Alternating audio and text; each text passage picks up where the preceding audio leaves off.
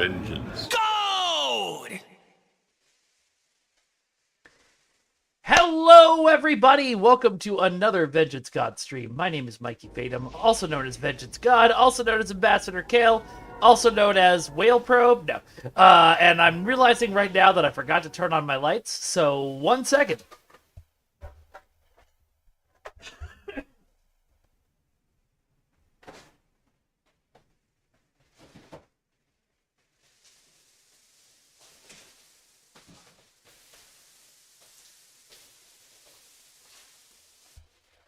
Hey, I look human now. There are 2 lights, Theron.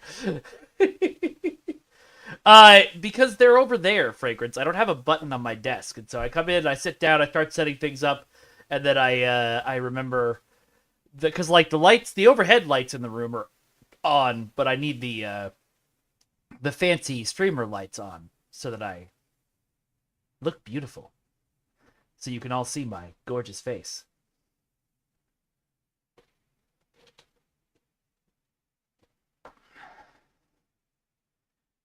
Over Zoom. Nels, you told that story, and I was imagining in person, and I was trying to imagine in what situation in a college classroom, somebody would only their forehead would be visible.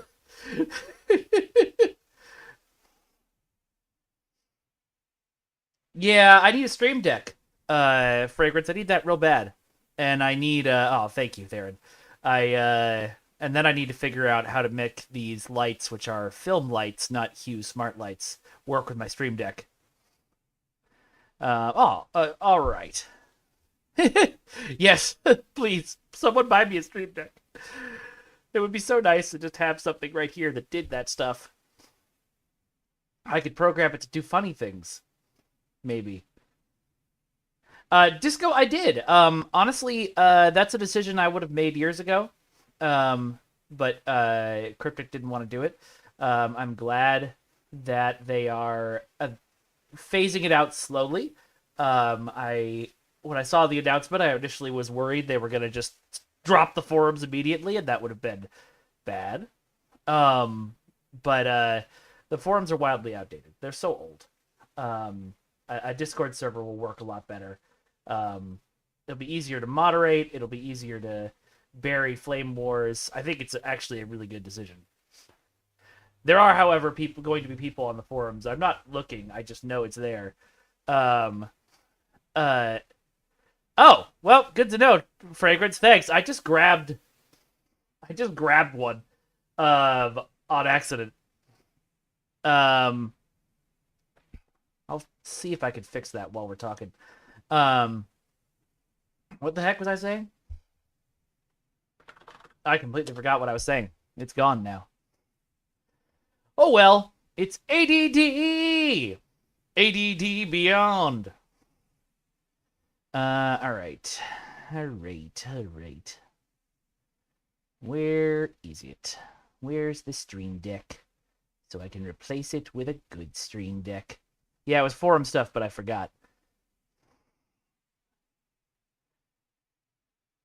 Didn't realize I was doing the fancy purple one.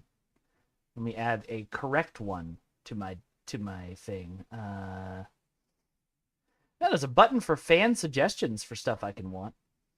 That's interesting. All right, Steam Deck.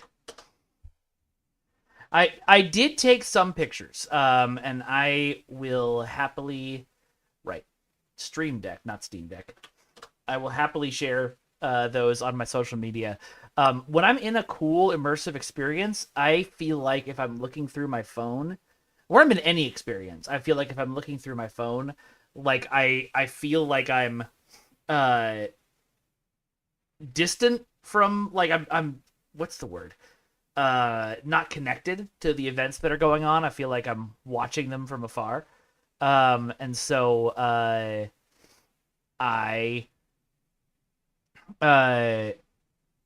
don't love it. Oh no, not purple. Not purple. I see. Select a color. What? Okay, so this is what I did before, and this is how I ended up with the limited edition purple one. So let me click on this instead. Add to wish list. There we go. And then put it in streaming setup. Okay, add to wish list. Detached, disconnected. Yes, all of those. Hey, Becky. Um, I film like all of my daughter's performances and stuff, but I film it like this, like I'm not looking at the phone, I'm looking at her because I want to remember watching the performance, and then I'll occasionally like look at the phone and make sure things are framed up. Although really like this because I film everything horizontally. I didn't say hi to everybody, by the way. Hey, Fragrance. Hey, Kiri. Hey, Trexpert. Hey, Theron. I saw ConCon here. Hi, Disco. Hi, Nels. Anybody else that I missed? I saw when I logged on. I saw your whole conversation, Fragrance and Theron, and I was like, when did that happen? And I was like, oh right, when I was supposed to start my stream. Hey, Arcade Flame. Theron, I actually so partially the way it was set up, there was a captain's chair photo opportunity, but it wasn't in the experience, and I can explain that more when we go in through the experience. But there was a captain's chair set up. I did see it, but it was basically like a con setup. It was like a chair and then like a photo backdrop, and I've got so many pictures like that from Star Trek conventions over the years that and by the time we were doing the Star Trek stuff, because we decided to do it last, we were so fucking tired because we'd been in the park for 6 hours at that point. We just didn't do it. A huge statue of a succubus. I've learned more about your relationship in the last 30 seconds. Yeah, but we had the TNG seat at STLV one year. I've got loads of pictures of me in the TNG seat. Or was that the original captain seat? That was the original captain seat. But I do have a TNG seat picture of me from Destination Star Trek. To be clear, the actual seats that were used in the set that that like Patrick Stewart would have sat in, we were not allowed to sit in. So why don't I can talk a little bit about the show, and we can play our event. I really wanted to keep going on this event, and I still think there's a chance I can make it. But I have, how many days are left? Until the 20th? 1, 2, 3, 4, 5, 6, 7, 8. Oh, I don't have enough days left. I'm gonna have to buy this out if I want that gun. That is unfortunate. I was super busy this weekend and didn't have time to log in. Oh well, we'll do as much of it as we can, and then we'll buy out the end. Yeah, it's only one day if I remember to play every day. The big trouble is going to be the weekend ones. Everybody else saw the two people who were people and not a ship when we started, right? Yeah, so basically what FanFest Nights was it was a that's awesome, Theron. I can't wait. But so FanFest Nights is a take on the Halloween Horror Nights formula that Universal is famous for around Halloween. But I'm pretty sure they wanted an event that they could do at another time of year to get a similar amount of people moving through.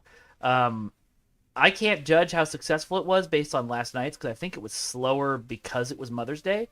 But the park was not that crowded, and we 100% were not. Oh, wow, that person already murdered everyone here. Great, I'll just start doing this.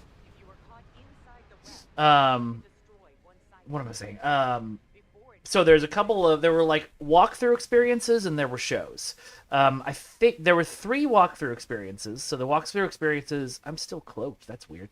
The 3 walkthrough experiences were Star Trek, Dungeons and Dragons, and Back to the Future. And they were all pretty different. and I'll go into what all of them were. But so Trek was up on the upper lot, sort of over by, if you've ever been to Universal Studios Hollywood, sort of over by Secret Life of Pets. And then what was it? D&D was down on the lower lot by Transformers. And then it's Trexpert. I have no social life. I just also have a child. I decided to do lack of social life on hard mode.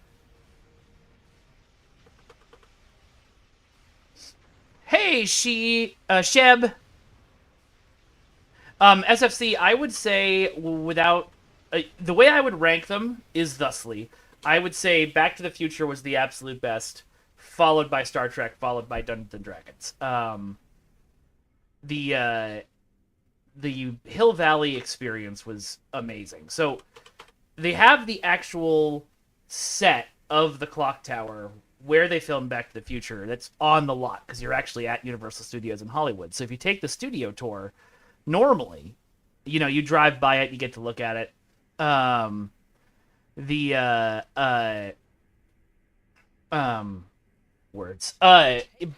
But this was the studio tour didn't take you on the tour. It drove you straight to Hill Valley, and then when you got to Hill Valley, you got to get off the tram and walk around, and they had basically a time loop running. So the time loop would start right around, I would say, like 3/4 of the way through the movie. So it's like Biff is off being a jerk. The dance is happening. Marty is trying to get his dad and his mom together. His mom is not into his dad, etc., etc. And then, they had a band playing in the Enchantment Under the Sea. They had actors for all the characters, and you could wander around and talk to everybody. And so, like, what was really cool about it was that there wasn't, like, a set. It wasn't like a meet and greet. There was a, if you saw Doc Brown wandering around, you just go up and talk to Doc Brown. I should fight.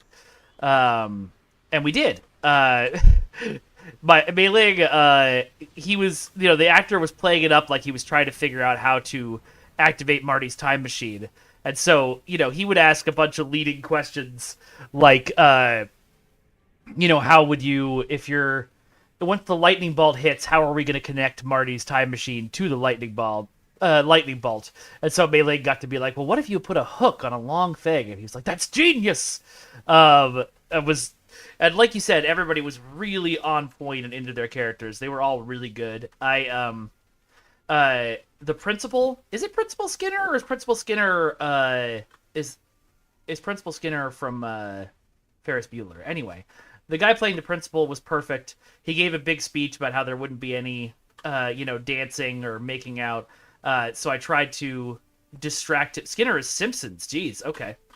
Don't know why that's in my head then. I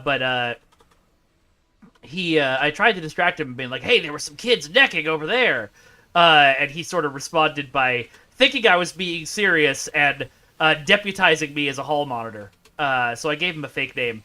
And he gave me a hall pass. It was pretty awesome. I did run into a bit of a problem during that experience that is unique to me. It is entirely my fault. But Biff and one of Biff's cronies were running around being jerks to everyone. And I love interacting with performers in, like, immersive events and stuff. And so I went at Biff and his crony. I tried to give it back to them as good as I got, but they were very good at their job. And Biff immediately called me old and pointed out exactly where my bald spot was, which are two things I'm self-conscious about. And at the time, I was like, haha, I'm having fun. And then this morning, I was like, oh god, I have insecurity. So that was not great. I honestly, thinking about it, I would say Biff in the movie is not witty or smart. He's an idiot. So I feel like if I was directing the show, I would have told them not to be, like, super cool and smart, and would have told them to, like, lose arguments to audience as often as possible. But That's, that's just the thing. Playing to lose is hard. I don't if they were originally trained as a scare actor. I think they definitely approached it the way scare actors did. But then there was a huge crowd for watching George McFly punch Biff in the face, and everybody cheered, and I started a "You deserved it" chant, and I felt good about my life. Um, they had a DeLorean there because of course they did, and they actually had um, a model for both Einstein and an actual dog was what I mean for a model.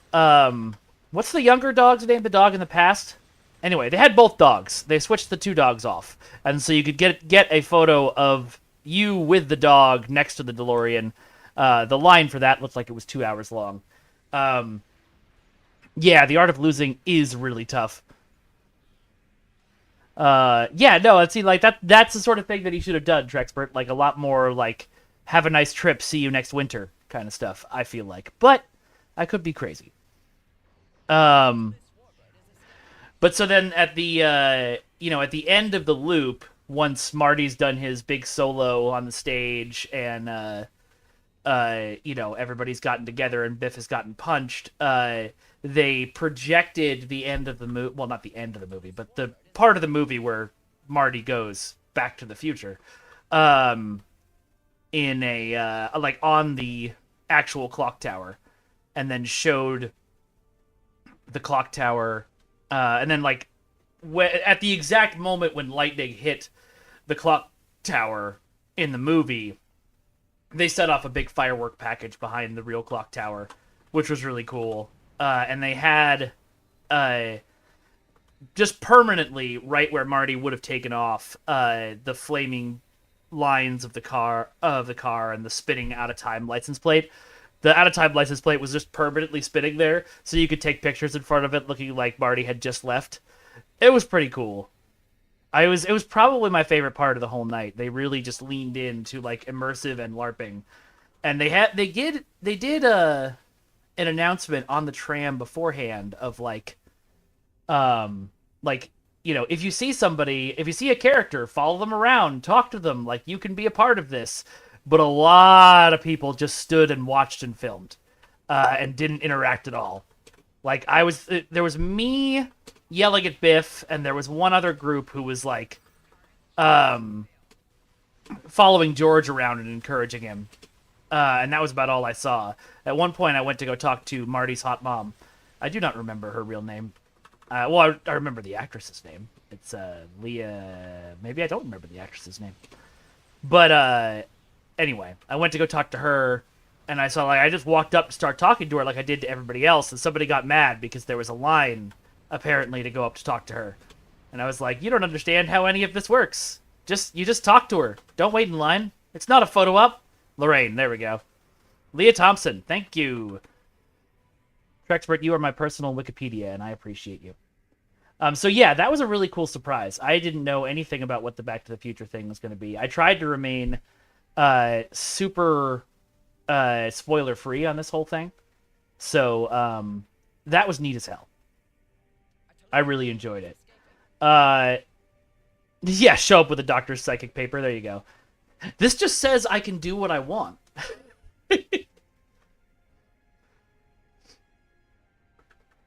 For a half a second, I thought Leah Thompson was actually there. I saw a woman in the crowd who looks like, how she does now, which is still incredibly gorgeous. But it was not her. I was just confused. So yeah. So we did that second. We did D&D first. I didn't have as good of a time in D&D. And I don't know whose fault that is. It might have just been my auditory processing problem, meaning that I couldn't hear. But the D&D experience was in a warehouse like the usual like haunt experiences are. And it was very cool. The giant Xanathar puppet is really neat. But like the two hosts who were with us the whole game, we had a tiefling rogue and a dwarf bard. They were very funny, but I could barely hear them half the time. And they, I don't know. It felt like it should have been more interactive. they divided us all up into uh also, hi Rachel Penn's fan, welcome. um they divided us up into classes. So I was a fighter. Mailing and I were both fighters in one group, and then they had a cleric group and a wizard group and a rogue group. But the classes did like the classes only really determined that you went like which direction you went to end up in the same room as everybody else. You didn't really get to do anything, and so it felt like kind of a missed opportunity. Like each room, we kind of went in there, and the hosts would shout a few things and maybe crack a funny joke, and nobody in the audience but me would respond. and then and then they would, we would be shuffled on to the next room. And so Xanathar the puppet was in the big final room, and that was cool. But I didn't get any sense of what the story was or where it was going or why we were there. They had the villain show up at the end who, if I hadn't known anything about Dungeons and Dragons, I would have been like, who is this person? Why did they suddenly show up? Just to get blasted with lightning bolt. No, Trexport, this has been open for a while. This is officially open. I don't know. I just think there was weird stuff with the D&D experience. I think they really laser focused on, let's make the Xanathar puppet the centerpiece and make it cool as hell. And it is, if you've seen pictures of the Xanathar puppet, it looks like, in pictures, it looks like, maybe like 5 feet tall. It's actually like 20 feet tall. It's massive, and it's really cool, really detailed, and like the voice is well done. It shoots a disintegration ray at one point, and that's nice. But yeah, it felt like more like watching a show than like I was actually there. I don't know. There was also they had a themed Dungeons and Dragons bar and a themed 10 Forward and Quarks, but the theming for all of those places was pretty lackluster. Like, they just slapped up some posters and called it a day. Especially the most heinous was Quarks. They put up in Quarks, like, they put it's the Hollywood and Dine restaurant in there, and all they did was put a framed photo of Quark and Nog's dad. Quark and Nog's dad behind the counter, and then like the wall across from the counter, they put up a bunch of framed screenshots from Deep Space Nine. It was I was hoping for more there. The food that we had was good. I had some chocolate coconut tribbles. Rom, thank you, Nels. My brain forgets everything all the time. That's true, Trexford. That is exactly how Quark would theme it. So, like, it was amazing, and then, like, parts of it were disappointing. But the Trek experience, which I know is what you're all waiting to hear about, was really, really good. We also did... So they... I thought there was going to be, like, a One Piece, like, area. The One Piece area was just a photo op with the pirates, which was still awesome. It was, in... You know what? Fuck it. I'm just gonna talk. I've done my event. I don't need to play for a minute. We can just talk about this. So the One Piece thing was just a photo op, but we did do the Jujutsu Kaisen show. I did not have the braised targ short ribs. I am the whitest of white boys when it comes to palate. I think part of it might be a neurodivergent oversensitivity of mine. But I went and got... What did I do? So all of the stuff, like theme park food always is when they're doing a special event, all of it was like, we've put a cool sauce on it that you've never tasted before. And I'm like, that makes me nervous. So I ended up going to Mel's and getting a hamburger, which I'm lame, but it was tasty. Yeah, Quarks in Vegas was really special, ConCon. And I think that's part of the problem with what this was, is I had built it up in my head that it was going to be Galaxy's Edge or the Star Trek experience, and not, what it was, which was a fun fan night. And so I think starting with D&D, was probably, that's probably why I felt the most let down by it, and maybe my expectations were properly set by the time we got to Trek at the end of the night. But thinking about it, I mentioned Galaxy's Edge, and this is something I've been thinking about a lot. I really feel like, and I know this was part of the original plan that didn't get implemented, but I really feel like Galaxy's Edge needs to take a page from that Back to the Future thing and have an actual storyline going on for the show, for throughout the park during the day, even if it loops every couple of hours, or even if you do like Rey and Kylo Ren's story from like 9 to noon, and then like Boba Fett and Luke or something from like noon to 3, etc., etc. But having the ability to not just follow a character around and interact with them, but also see them interact with other characters, and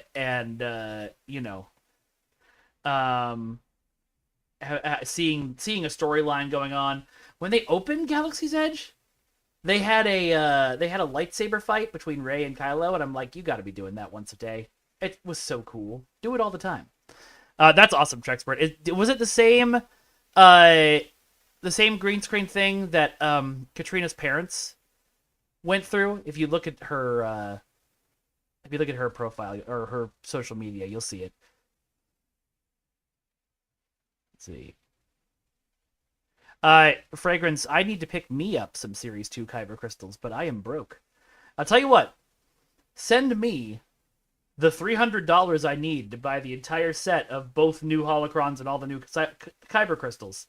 And then I will spend $20 to get you some other Kyber crystals. Hey, Hunter Bahamut. Welcome, welcome. Yeah, I don't know, Con. I think... Because when Galaxy's Edge first launched, all of the cast members were trained to interact that way. The characters weren't, but the cast members were. And they changed it pretty quickly, and I don't know for sure, I think they changed it pretty quickly because guests weren't getting it. Because, like, I remember early on, like, when you went to the park, they only said credits. They didn't say dollars. And enough people got confused. They had to break character and be like, fragrant. Dollars, I guess. Sorry, I read your name, Fragrance, as I was saying that sentence.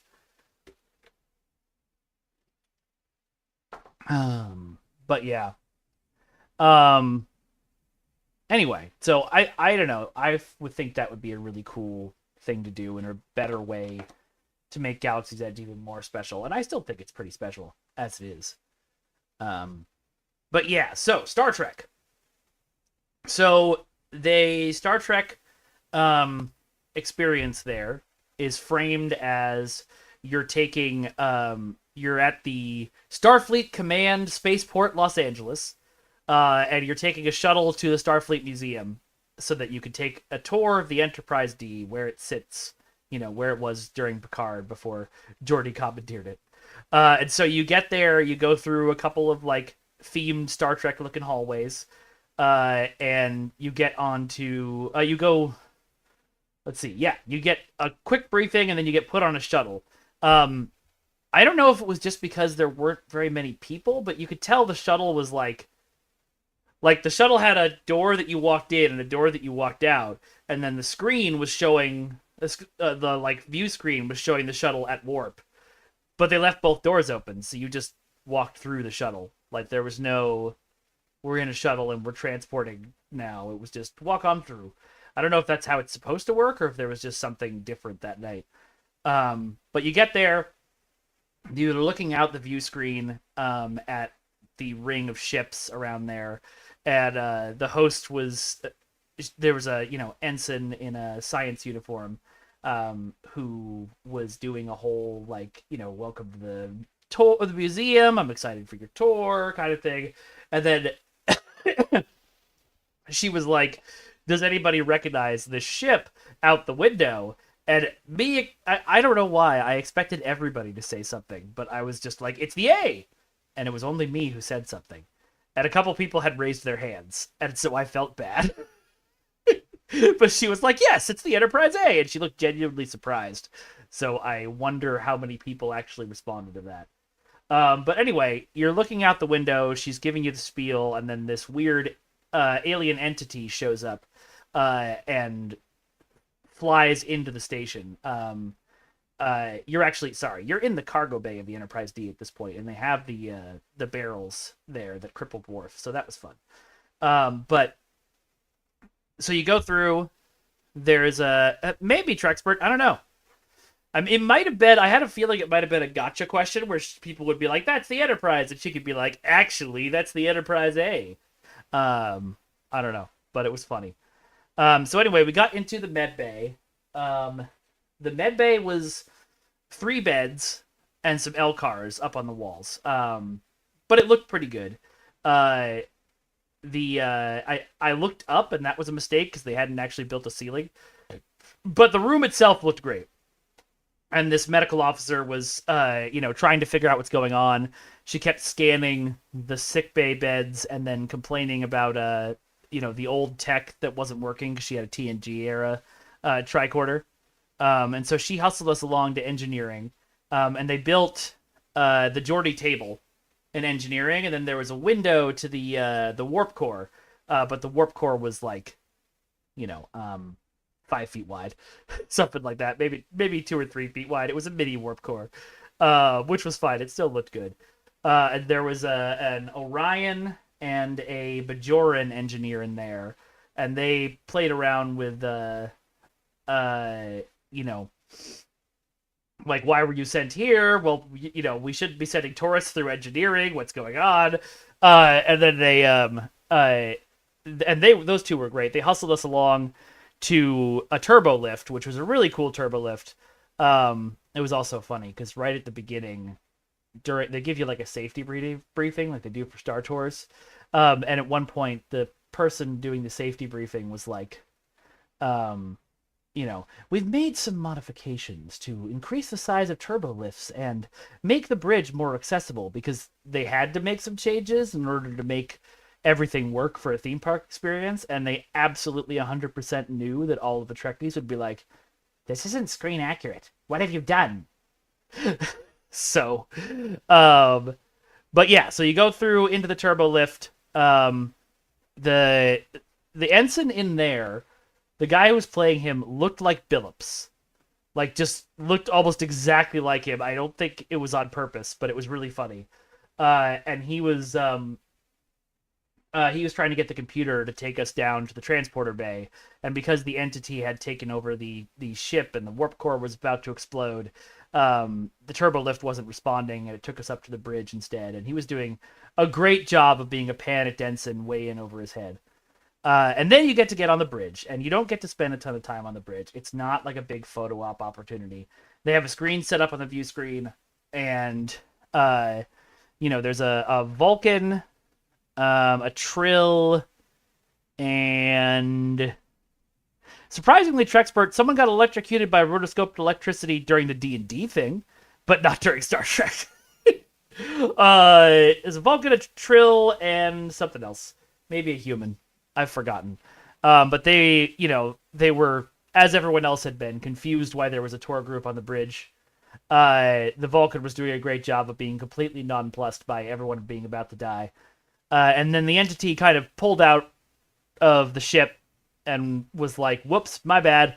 We were trying to make first contact in a much more Star Trek-y, like, we are the entity, and, thank you for understanding and all that stuff.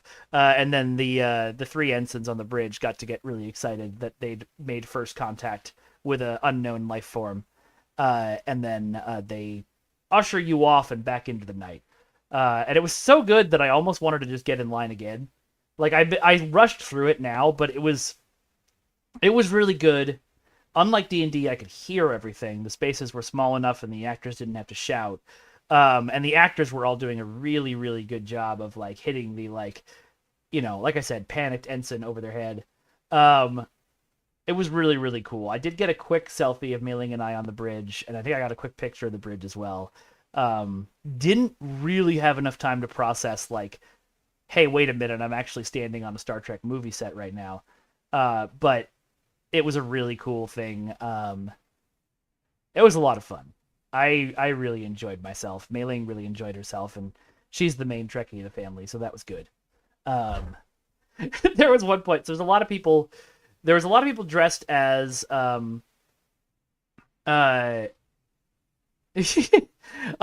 Arcade Flame Pony. It instantly killed the bad guy, and it was a rod of lightning bolt that the rogue used to kill her. So, um,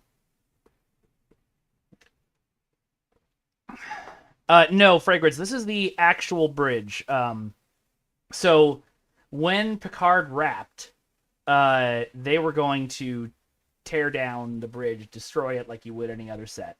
And the Johns at Paramount, the two Johns who run like the Star Trek franchise and stuff, were basically like, no, no, no, no. There will be a use for this. Please do not tear it apart. And so then they put it all in storage and they waited. And Universal was doing the FanFest nights, and Paramount got to be like, well, we have the bridge. Do you want a Star Trek experience? And they were all about it. So because that bridge was kept, that's why the Star Trek experience at Van Sitters and Doherty. Thank you, Trexpert.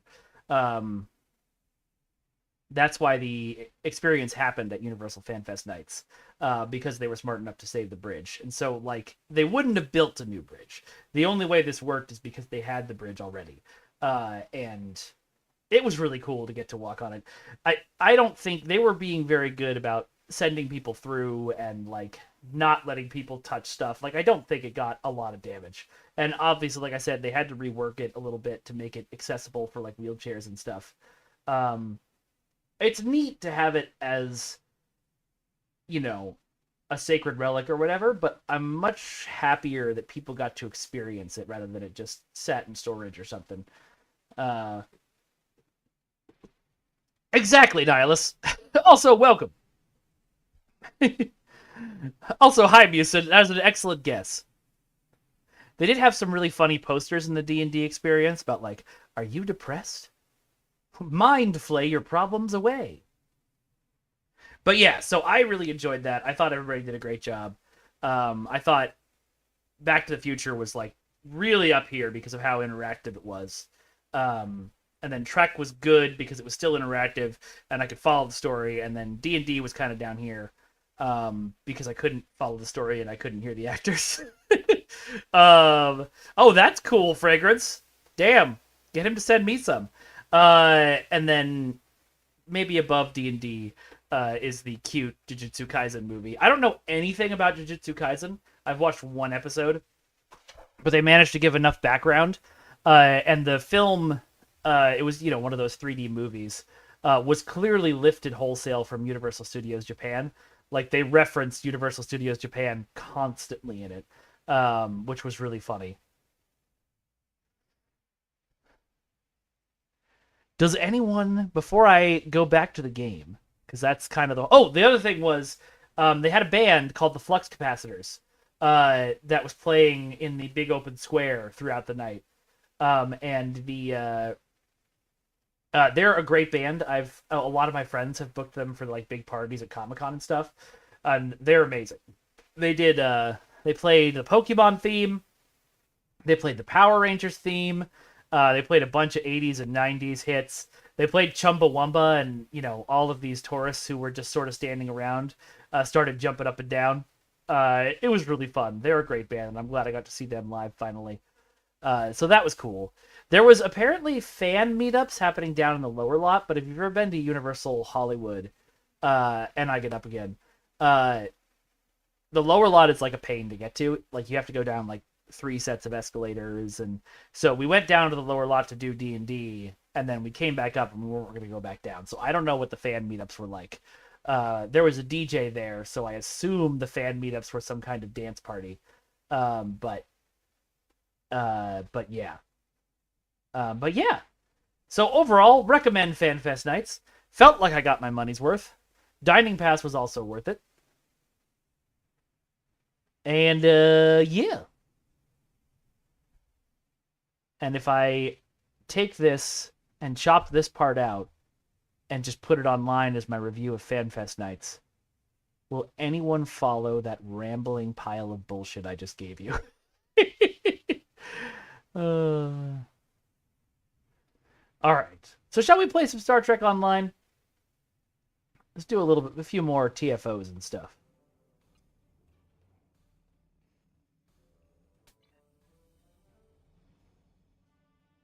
Nihilus, I've only seen 2 jokes from you, and they both landed. That's 100% for me.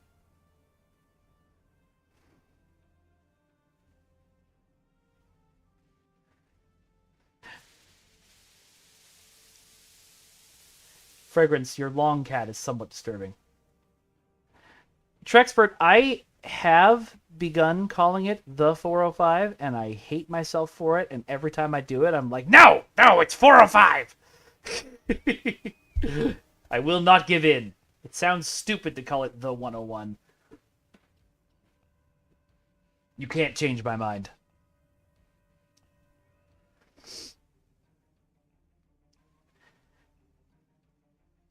Oh, I like y'all a lot, actually, because it's a good gender neutral, everybody.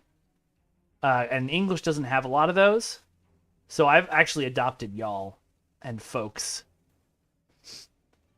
What do you get when you put the Hulk in Captain America's suit? I don't know, Musin. What do you get when you put the Hulk in Captain America's suit? Yeah, but you is usually singular. A star-spangled banner. My God, Musin.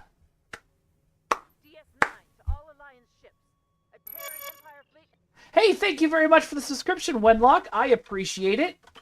Thank you for being here. Judge, every little bit helps. Executioner! I would really love to be able to just do this. This is so fun for me. So, anyone else who has money to throw my way, if you can, I appreciate it. And if you appreciate, the content you're getting. If you're watching this and you're like, Trexpert, the same thing that happens to everything else? Am I still cloaked? Damn it, I thought I uncloaked. Fire everything! There we go. I was like, I'm pointing my ship at those other ships, but they haven't exploded.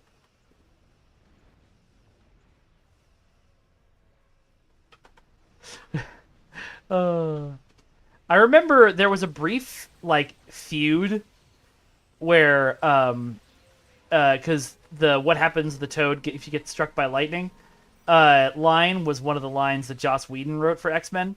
It was one of the 2 of his lines that made it into the final movie. And, he made a thing in the media at one point, because he's a jackass, about the problem was that, Halle Berry didn't deliver the line correctly. It would have been much better. And Halle Berry came back to be like, no one can deliver that line correctly. That line sucks. Why can't I just pick up this loot box? There we go.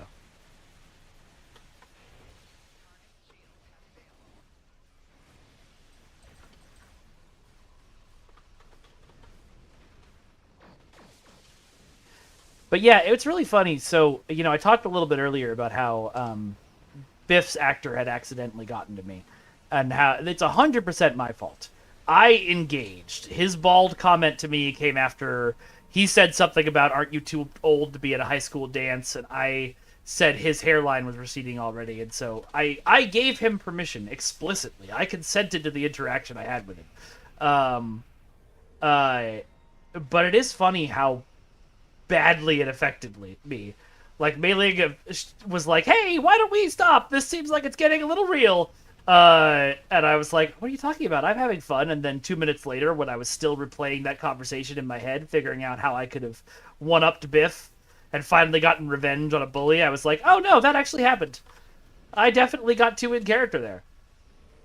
It's a funny thing that happens in LARP. ConCon knows about this. It's called Bleed.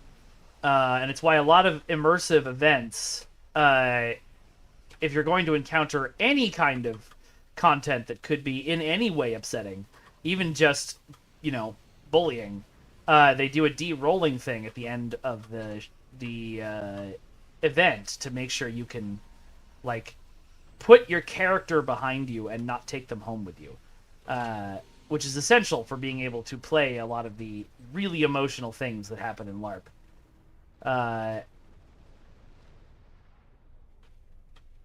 Yeah, exactly, Trexpert. Ah, got it, Trexpert. That makes more sense. It's amazing that they cut everything leading up to that line, but kept that line in.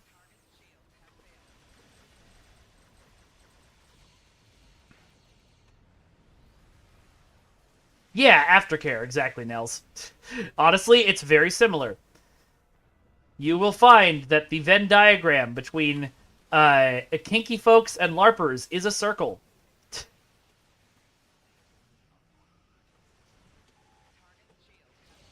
The other thing that, I think everyone has discovered, and we talked about this when I interviewed the woman who was doing the Halcyon documentary, everybody wants to play pretend. If you give people an opportunity to pretend, they will do it. But we've taught them all it's not okay, which is why so many people in that Back to the Future event were like, well, I need to not interfere with this scene, and I need to not, I need to not interfere, I need to just stand back and take pictures. When, in fact, the experience was designed for you to interfere. What does itinky mean, Trexpert? Hey, Brazilian Nut. Welcome, welcome. How's everybody doing today? We're playing some Star Trek Online and talking about what happened at Universal Fan Fest nights. If you want me to talk about the Star Trek experience again, if you just got here, let me know. Or any of the other experiences, I can give you a quick rundown. For the full rundown, just watch the video on demand of this later. Yeah, of course, Hunter. Thanks for being here. Sorry I got started so late. I had a pest control guy coming by sometime between 10 and 12, and he got here right around 11. Whoopsies. I think that assault team died. He got here right around 11, and then I was like, well, I have time to run out to El Pollo Loco and grab some food and read a book for a little bit before I started the stream. I did not have time for that. But I really wanted to. And that was what mattered at the time.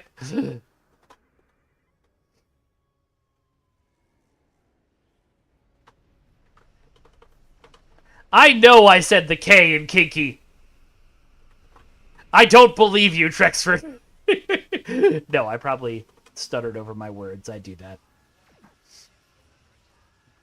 Getting shot. Okay, bye. You are fools to oppose us.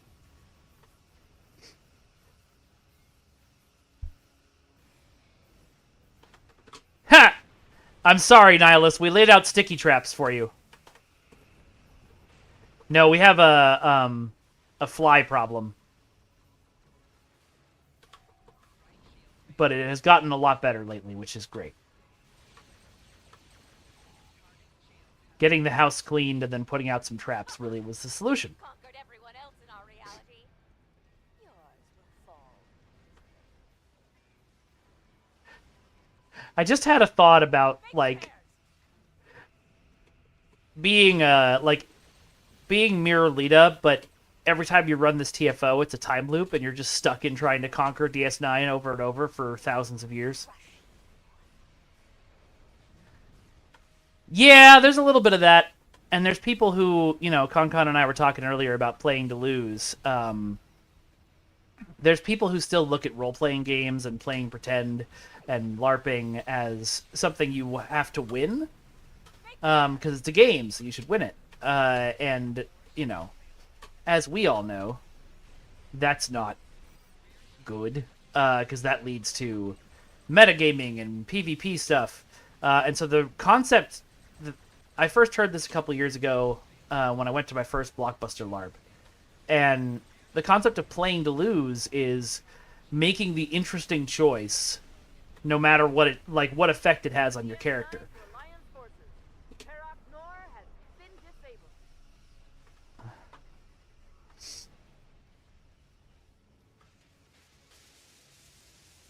Yeah, I got these traps at Home Depot, and they're doing a great job. I don't think I need anything else.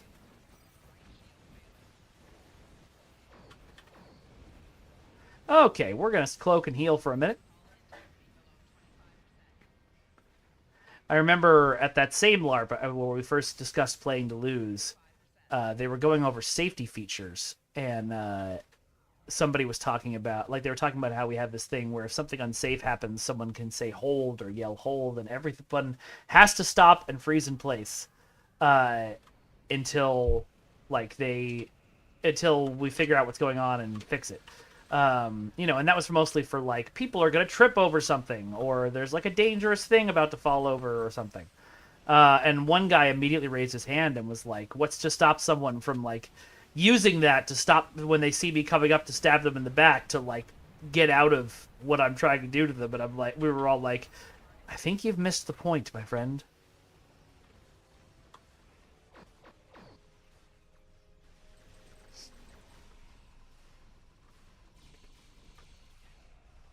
Oh, I have heard about it, though, Musin. I think I played once where that was still happening. Because I remember laughing my butt off at, like, prepare the wrath that you won't beat us!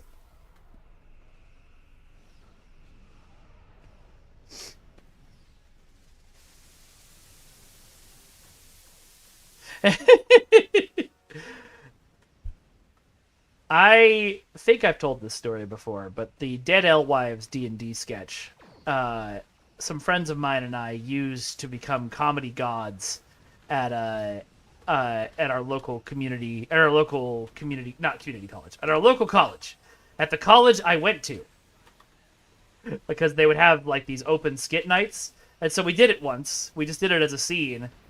We totally credited, like, Dead Alewives. We didn't say we came up with it, but people thought it was the funniest freaking thing, because it is. And so they kept inviting us back to do it more often.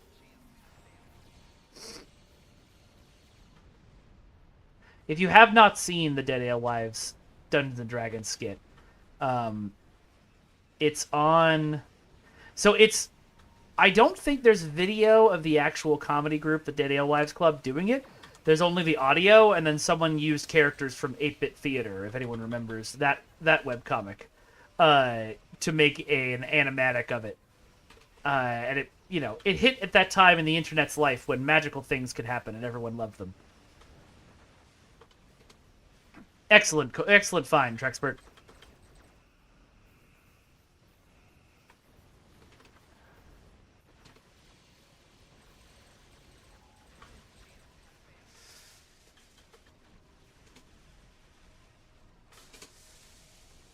Question for you all. How utterly incomprehensible was my breakdown of FanFest nights? I feel like I stumbled over my words constantly and was just kind of babbling. And I don't know if that's true or if that's my brain lying to me like it does sometimes. Attacking the darkness! When we did the skit, we all put on this geek laugh. Mine was, That always got a big laugh. Thanks, Fragrance. No, it was good? Okay, good.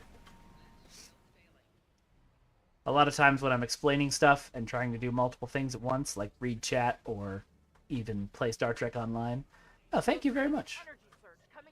I lose my words in the middle of the sentence, like I just did right there. And then I feel weird. Oh, no, that makes sense, Fragrance. I mean, I expect that from Trexpert, right?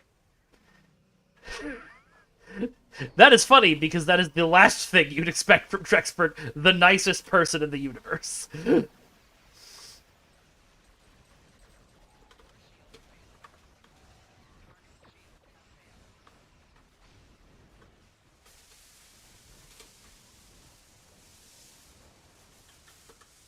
Remember a couple of weeks ago when I snapped at Trexpert and he tried to apologize like it was his fault?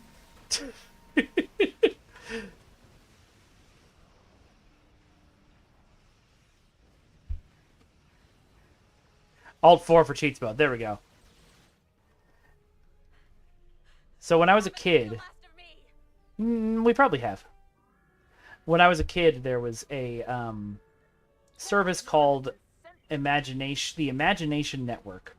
It was run by Sierra, who made like King's Quest and stuff like that, and it was a online like hangout place where you could play a bunch of different games. Very early internet stuff, and they had one of the games was a Dragon Quest style like first person dungeon crawler called, I think, The Trials of Euserbia. I was very obviously a child. Other people who were playing the game were grown-ups. I would post things in chat that just very clearly determined that to everyone immediately that I was a child. Kind of like you see now when you try to play Roblox. Not that any of you are playing Roblox.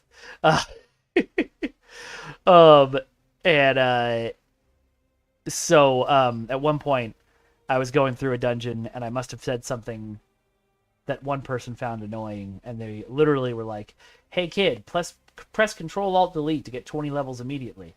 And I was like, "That sounds weird, but sure," and did it, and my computer restarted, because back in the day, Control-Alt-Delete didn't open Task Manager, it restarted your whole computer. It was, yes. Not my finest hour. Oh, I haven't seen this one, Trex, but let me open it to watch it later. Falcon Hoof and Jingle the Jester. Okie dokie.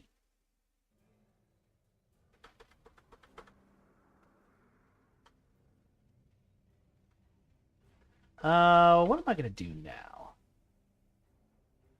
It's one of a series. Excellent. I will have to look for them all. Actually, what I'm going to do now is I'm going to go use the bathroom super fast, because I just downed the second giant soda from El Pollo Loco, and I need things to be not in my body anymore. Could I have said that in a less creepy way? Definitely.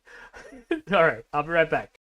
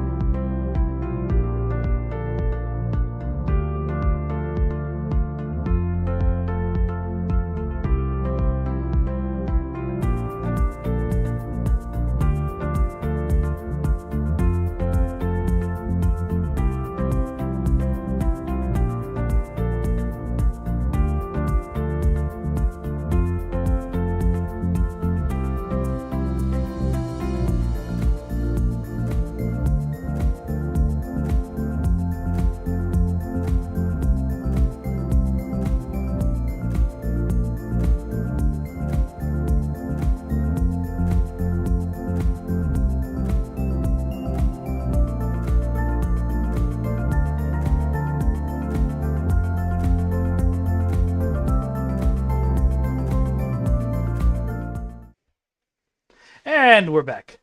And I see Bob Ross visit us in chat while I was gone.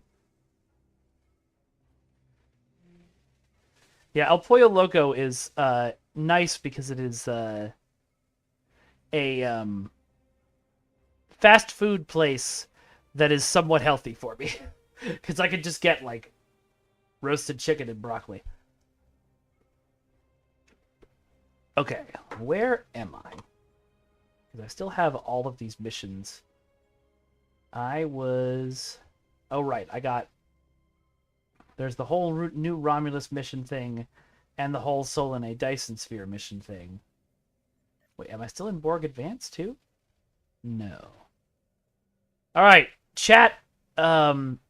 Chat's choice. Should I play through a new Romulus or skip to the Dyson Sphere? I will allow you to decide.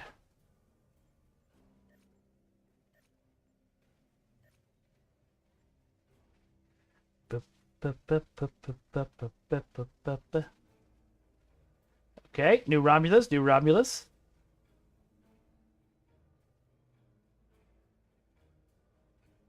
New Romulus, new Romulus, new Romulans. All right, let's do it.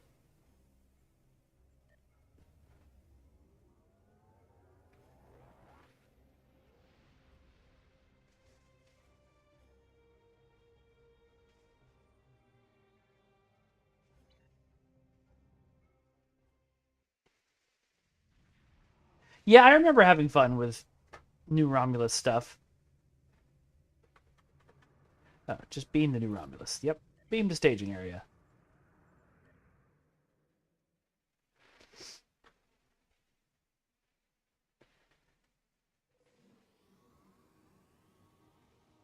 Someone just used a cripple. What is that? Nothing. Okay, yeah, that's right, because this is also a battle zone. Or adventure zone, or whatever it's called. But right now, let's just do this stuff. Oh, that's right. There's just a lot of missions going around that we have to do. Hello, fellow Klingons. Maybe, Trexpert. I actually don't know. I'm sure I asked that question once before, but...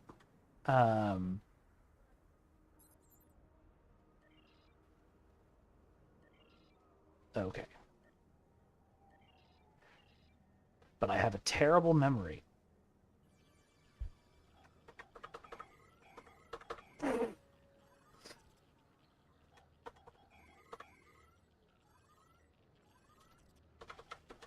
Oh, I can just skip this mission. That's a good point.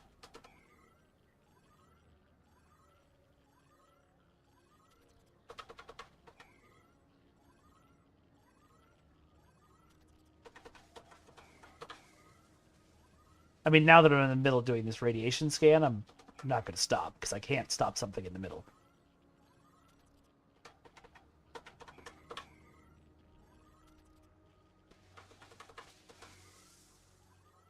Okay, only staging areas in the story arcs.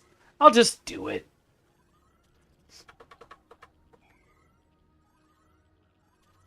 I figured that's what you meant, SFC. No, it's one of the one of my neurospicy tendencies. I literally can't stop a task once I've started. It is so difficult.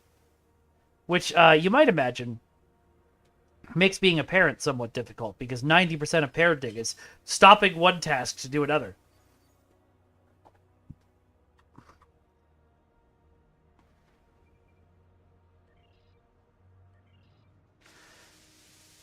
Okay, I don't have enough radiation reports, and I'm not going to grind that.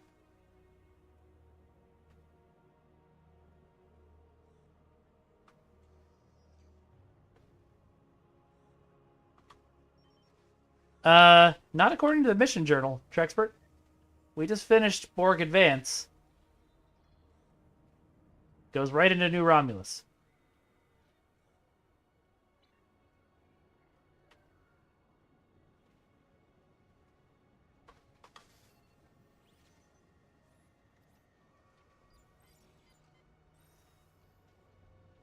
Oh, got it. Okay, I thought you meant you saw a mission that I'd skipped somehow.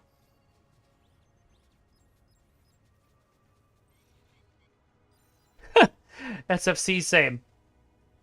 I've worked long and hard, giggity, to be able to do the good talking and hosting that I do.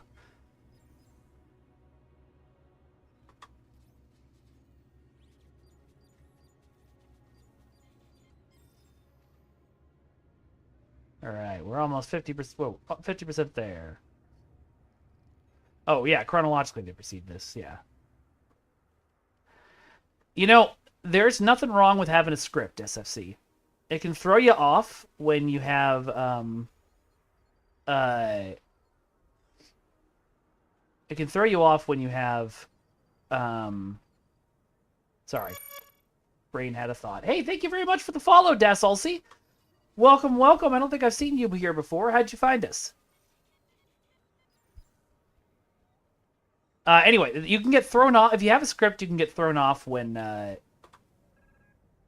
people say something you don't expect, but it can still be very useful in retail just to have like if-then set responses. I find it helps me out a lot. Your hard work matters. You're right. The work here is very important, random person I don't know.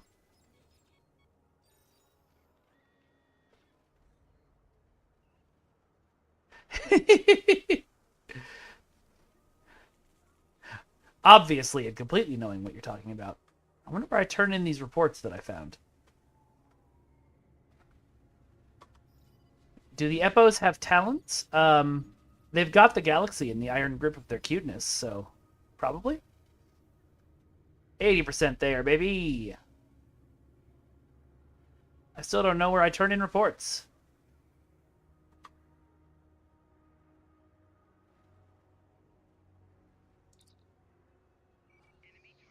That's okay. Wait, what? Why did I take damage?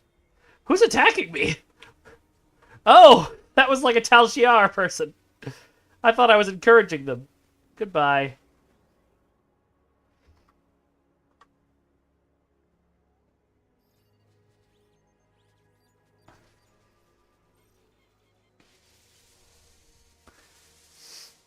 Yes, the report person does need a huge sign above their head. All right, we did it. Cool. Thanks, everybody. I guess I should open up that.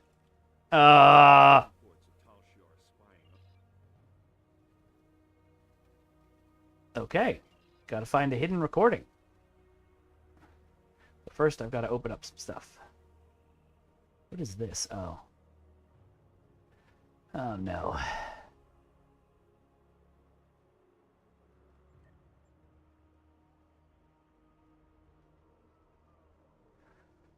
I have too much stuff.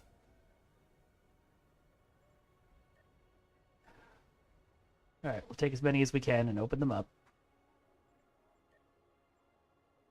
I mean, thank God the game doesn't just throw out new things when you get them. Sure. Actually, I could probably sell that on the exchange for more stuff. Oh, that reminds me. I gotta look at my reputation.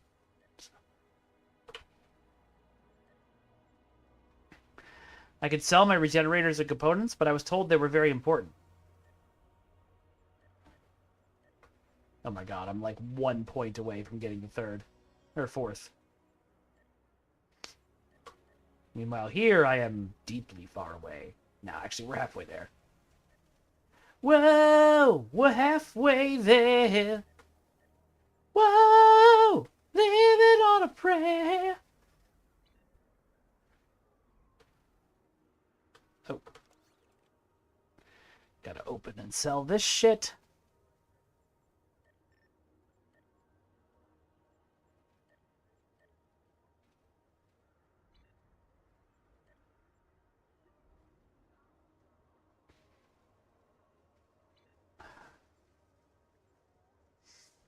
Can I discard from here? Yes, good. Yes, yes.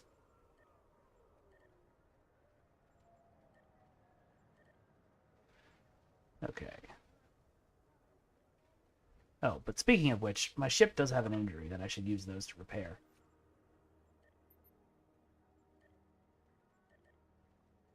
Cool.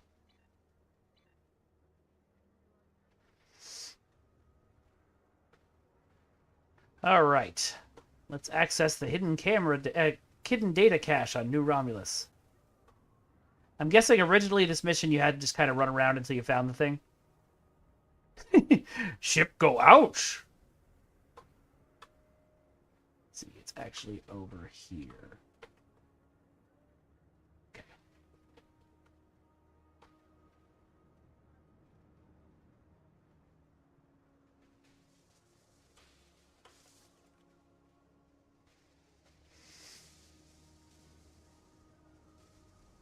Minor. Oh, yeah, so I should probably just keep all the majors. Or critical. Is critical better than major?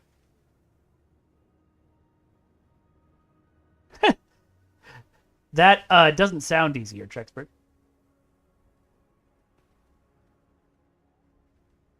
I've also got all of these weapons, but like I don't know what I should keep and what I should sell. I've got so many moopsies, which I will never sell. Not moopsies. The hell is your name? Melanoid Slime Worm. I forgot his real name. Wait, these are... Dang it.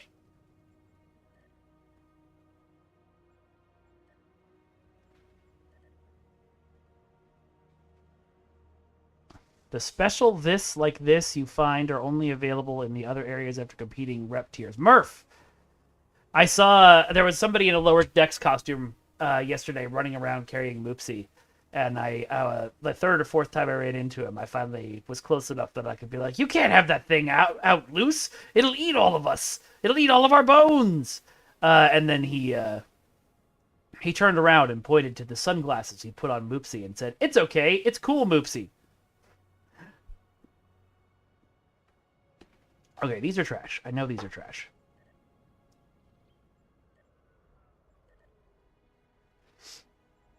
The one what, Trexpert?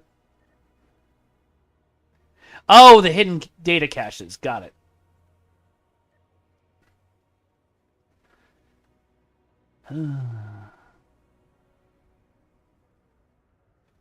Should probably put some of my wets away. Wow. Oh, I should put some of my pets away. I can do this. Or not. Oh, I can't. Nope, I can't. What is this? Okay, that seems like it's useful.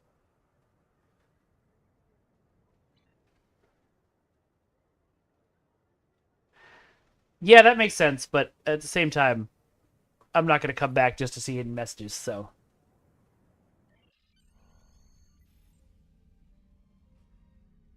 I'll be going now, unless you need anything else. I'll be going now. Bring you something to eat. No, thank you. I'll see you in the morning.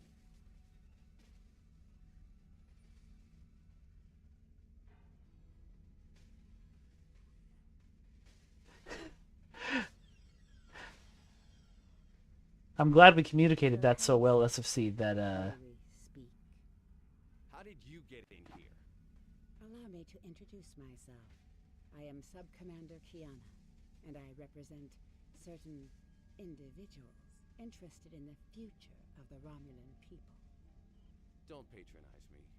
You mean the Tal Shiar. If you want to be blunt, yes.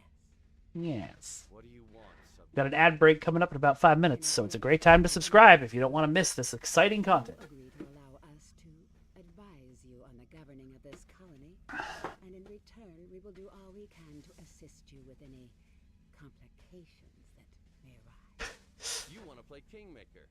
I'm no king, and deals made in the dark never end well.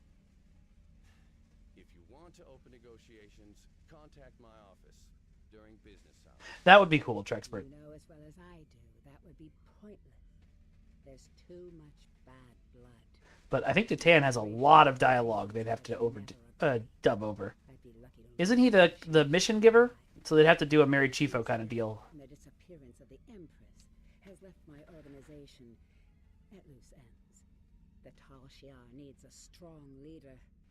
You have the trust of the Klingons, Starfleet, the Remans. Just imagine what you could do with our help. blow all that by working with the LCR? Merely presenting options. A wise man would see that this is his best, his only. Yeah, sometimes people just don't I was just stop acting, the Trexpert. wisest of men, Sub-Commander. Spock taught me that openness and truth. Because wasn't he a kid actor in the 90s? A lot of kid actors All Romulans unite. get out of acting as soon as they can because they're not acting for themselves, they're acting for their parents. I'll give you time to reconsider. Just like We Will have Wheaton. Similar goals to time. You want to rebuild. It's one thing that I'm terrified about because So do we. Garnet really wants. Oh, did it again. Oh well. We will.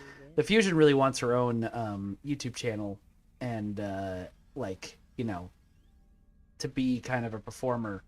Computer.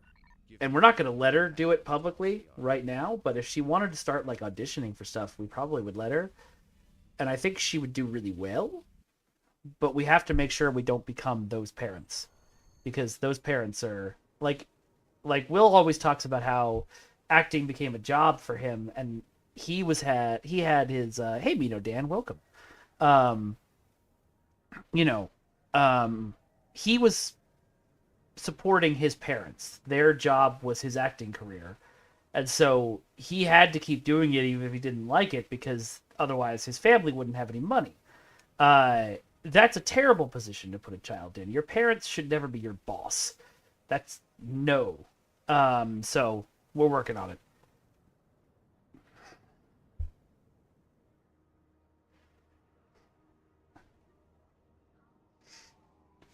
Yeah, let's submit this recording. Honestly, I feel like... Nope. I feel like Detan would have released this recording anyway if he had it. Who does Eric Menyuk play, Trexpert?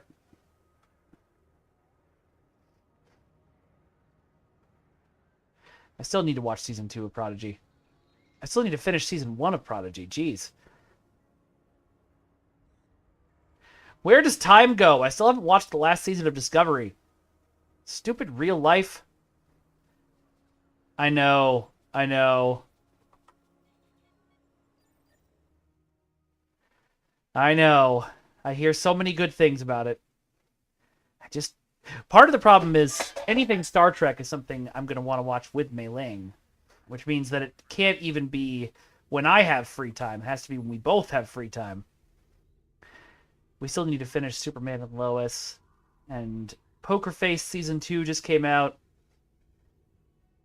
Jolan Trude, Master. We appreciate you taking an interest in our affairs. Right now, we're having a supply problem.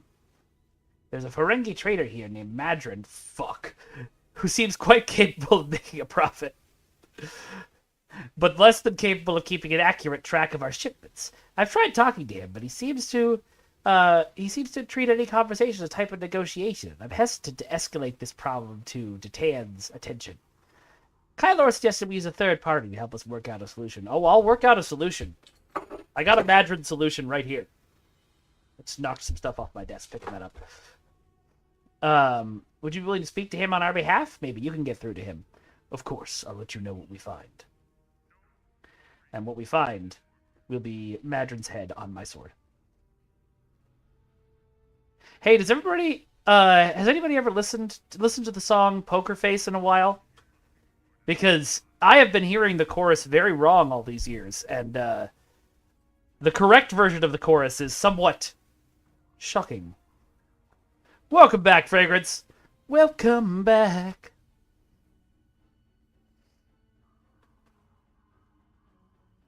What up, bitch? You again. Last time I saw you, I had a sweet little mining business on Hifar, and some information brokering on the That's side. perfect, Strexbert. That sounds exactly like what Bonnie would do. The mine, the intel. I hear great things about it, Fragrance. I've never sat down and watched it. I still have a tooth sharpener. Get out before I call security. We came to talk to you about some irregularities with your supply manifests. Let me guess. Lieutenant Teneng is complaining again. I stand by my paperwork and my inventory. It's not my fault if the Romulans can't count. They don't have clothes for business. Look, you can and review the cargo Oh, that's awesome, Trexpert. and match them to the supplies in the crates. I hope you took good pictures. A very important officer in the Klingon Defense Force like yourself has more important things to do. If you want to bother with it, though, knock yourself out. The terminals in the warehouse have the manifest, and the crates are nearby. There was somebody at FanFest Nights last night who was wearing a Ritos shirt, and I complimented him on it, but he looked slightly familiar, and he sort of reacted in a way like he was going to say something else after thank you and then didn't say it. So I'm wondering if it was someone who worked on the show and I'd forgotten. Of course you did, Trexpert. I'd help you check, but I have real work to do. Oh, and don't mind the Orions. They're subcontractors working for me. Lots of willing hands to help, if you know what I mean. I'll do that. Okay. Okay.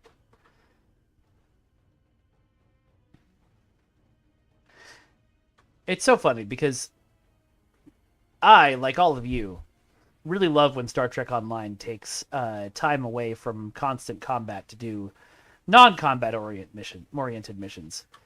But checking cargo manifests is not the excitement I was looking for in life.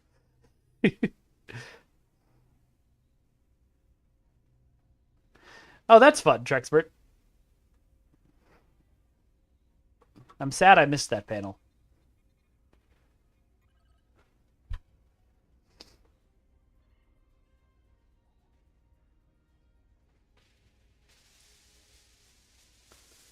Yeah, that was the one we met at, right, Trexpert?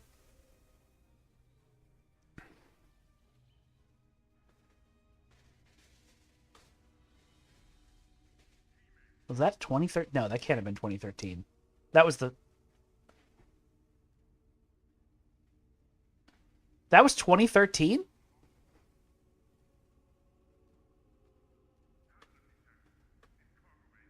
That can't have been 10 years ago. No. Oh, this mission set came out in 2013. Okay. Phew. I was like, wait a minute.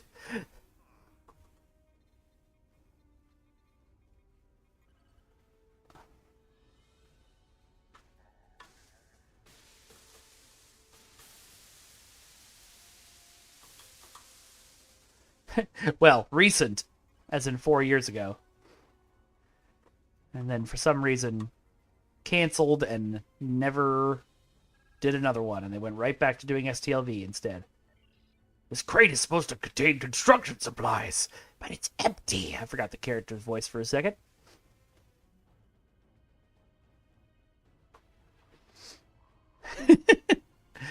SFC, I don't think Paramount will die. But yeah.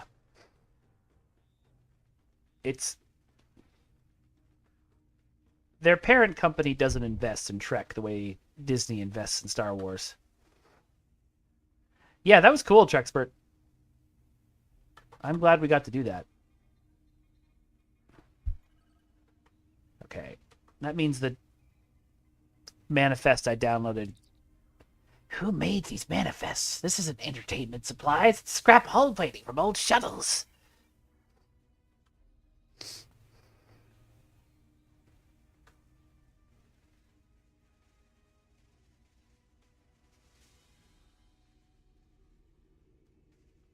Yeah, it was kind of strange, SFC. I mean, STLV did a big thing for the 50th, but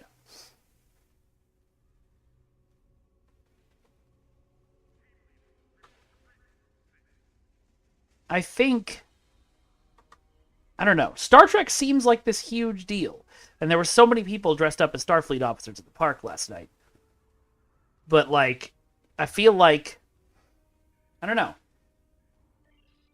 There's something with the franchise that makes people think it's not as popular, profitable, whatever, as we think it is.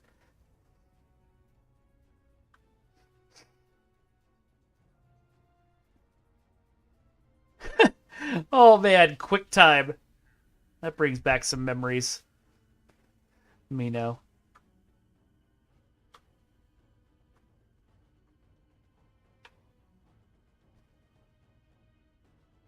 Do-do-do-do.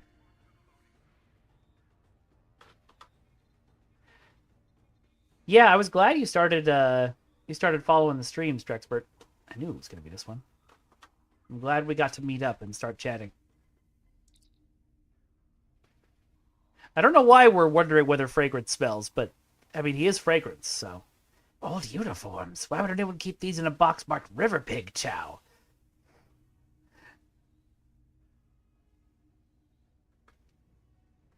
And then eventually UPN and WB combined.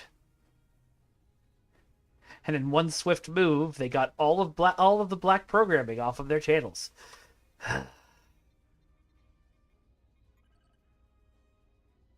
I don't view it as pestering, Trexpert. There are occasional times when one of my lovely STO fans messages me and I go, "What are they talking about?" But I don't view it as pestering.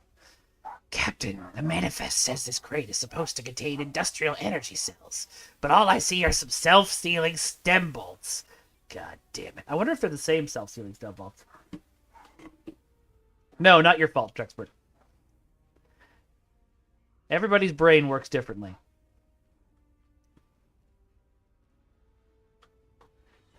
Fragrance is feeling left out? What did I miss?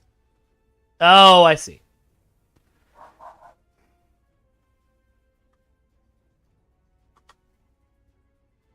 Yeah, it's weird. You know, Fragrance, you really didn't look anything like what I expected, because what I expected was a 20,000 foot long black cylinder emitting whale noises.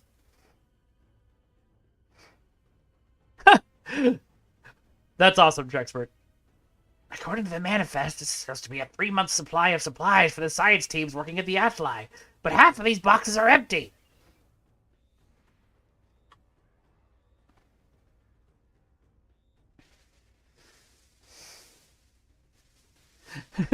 Womp, womp, womp, womp, womp, womp, womp, womp.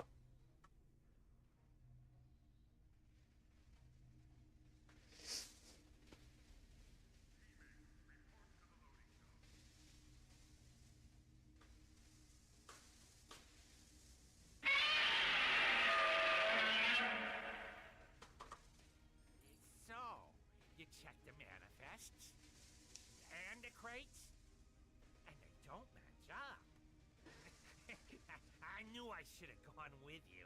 And then I could have explained that the more valuable supplies are in a secure storage unit. You Madron, bro. Make t-shirts of that. No one will get it but us, but actually I should make that a t-shirt on my shop. It's at the far end of the warehouse. I don't know if I'm allowed to sell stuff with STO characters on it, but I might do it anyway. Mino Dan, I do not remember if Dreadnoughts can use dual heavy cannons, but someone will, I'm sure. Yeah, it's too bad shuttle content got kind of tossed out, but y'all weren't playing it. Snake eating its own tail, I know. That body built like a fire hydrant? Yeah. He looks like somebody pinched and squished him.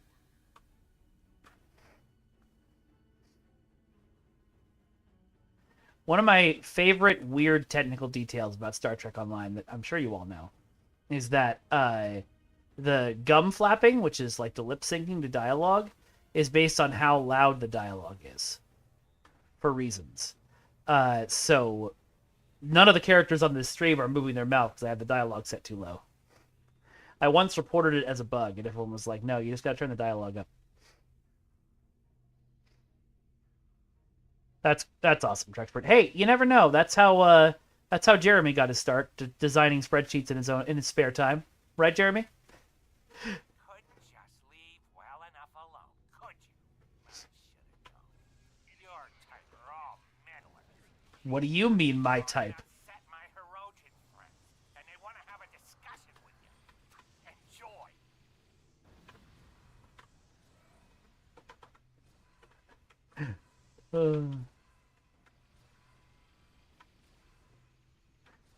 Oh, that is great, Setiverse.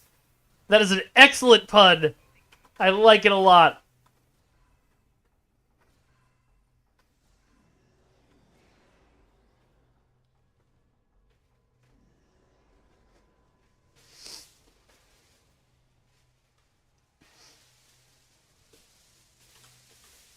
Don't worry, we trapped them in there. They won't be coming out. What is that?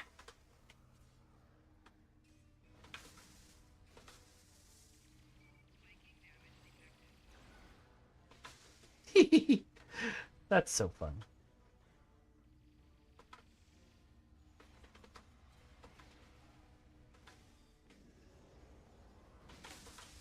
I am very glad that y'all have fun with spreadsheets. I watched a video a couple of weeks ago on the Excel World Championships.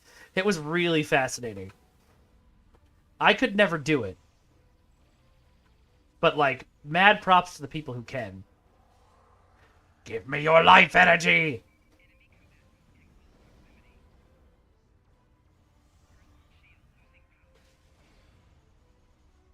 You never know when beautiful inspiration will strike you. All right, I love sword fighting, but it is going to take too long. So let's drop down here and introduce these guys to my little friend.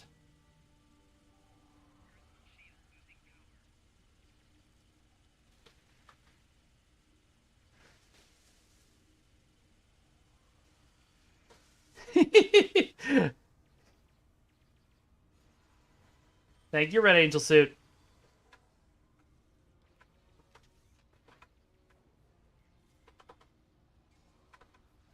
Nice, Trexpert. I'm curious what Phase 2 is going to be, but I know you'll tell me in time.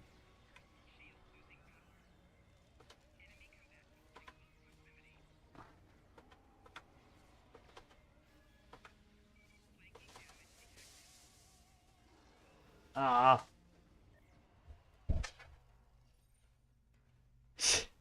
I mean, honestly, spreadsheets would probably work on my wife.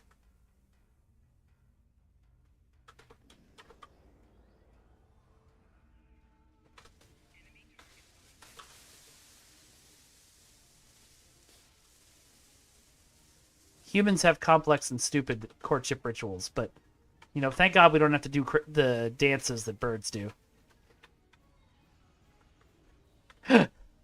We all did, SFC.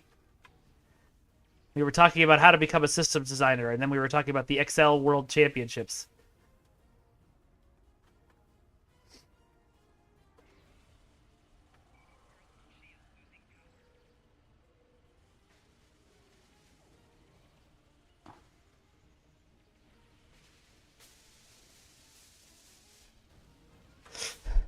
What is a power buy dashboard? What's a power buy? Can I be a power buy? I'm already a buy. You have to solve a specific problem on a spreadsheet that you're given, SFC. There's some YouTube videos on it. Bordicus, I have not finished it, and I've just discovered today that I'm going to have to buy it out. I don't have quite an... I'll if I play every day this week, I will have to... I'll still be missing one day. So I'll have to throw some money at the problem.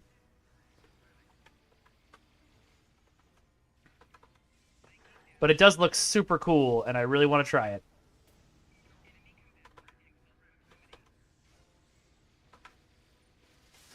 What am I doing wrong here?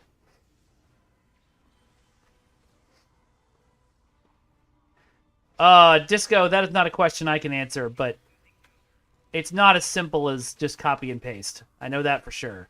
One of the big problems is all the different costumes. That's great. So that's like $2. Perfect. Just have to remember to play every day this week.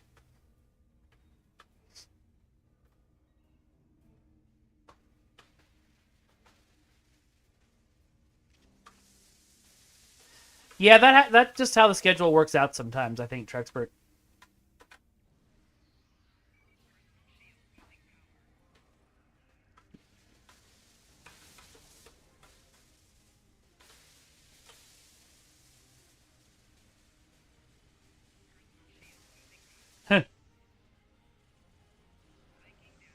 But yeah, it is interesting when stuff like that happens.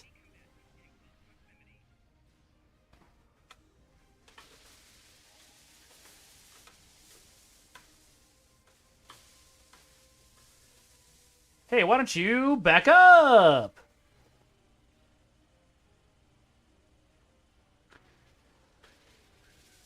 Look at me using the wave for its intended purpose.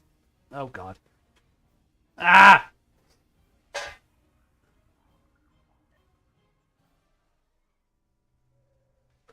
Make sure. Yep, let's heal these. Jeremy, I will give you $1,000 to get rid of injuries. I'm just kidding, I don't have $1,000.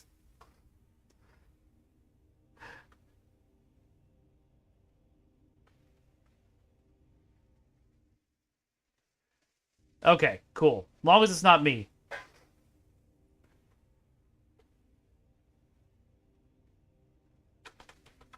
Could be. They may be trying to match up the events, the anniversary this year. I have no insider info and can't comment. It could be that Deca has decided to try and get to parody the way Neverwinter is, although I've been told repeatedly that would be a real bad idea for STO, so I'm not sure how likely that is.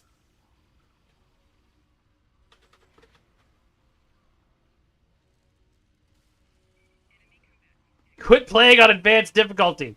No! And you know why? Because I always forget that I'm doing it. And I also kind of don't remember how to turn it off.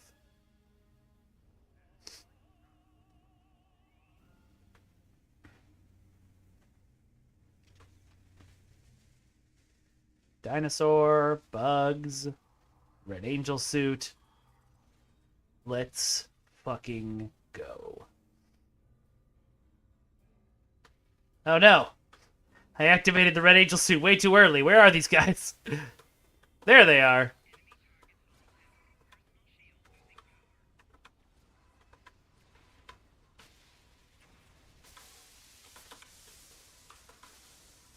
I really need to sit down and read up on what my 4 and 5 abilities on the Red Angel suit do. I've seen it before. I know 4 teleports enemies away for a while, which might be good. Too late.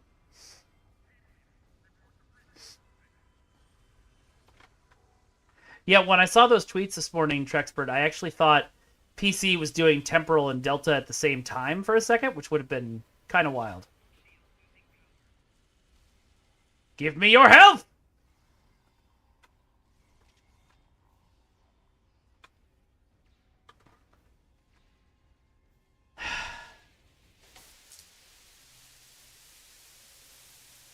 Oh, okay.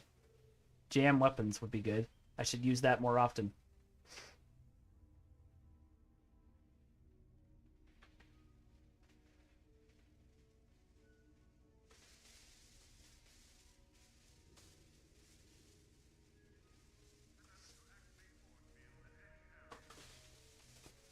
Yeah, the only thing I can say about any of that, Trexpert, and I don't mean the only thing I can legally say, I just mean the only thing I know anymore, is that there definitely was a reason for doing that in that way. Scheduling for these games on the different platforms is a delicate science. Perhaps too delicate. No, I don't know.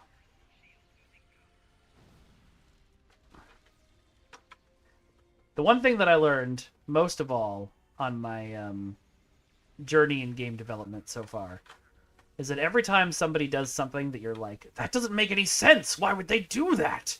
The answer is there's a very good reason and one they can't tell you.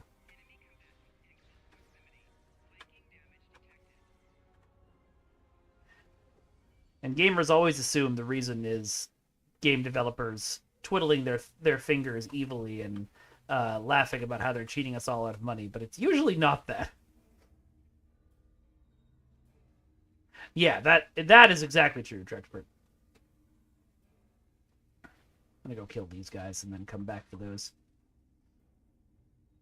I remembered this mission being frustrating, but I couldn't remember why. I think it's because I had ran into this same problem the last time I played it. The problem being, I'm not good at Star Trek Online.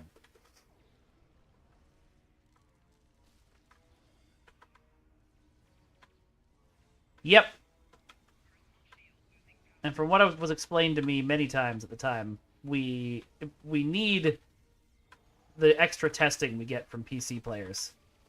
Because there's only so much a very small QA team can do. Yep, that's 100% true, Trexpert. Yeah, oh, that's true. I forgot about our villain mustaches. Which are different from our hero mustaches. Stop killing me!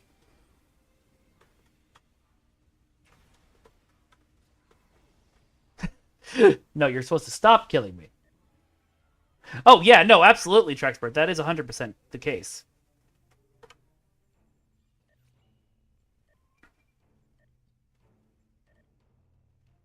Ugh. Anybody else got injuries? Tith? You got an injury, Tith? I'll fix it. Radiation burn.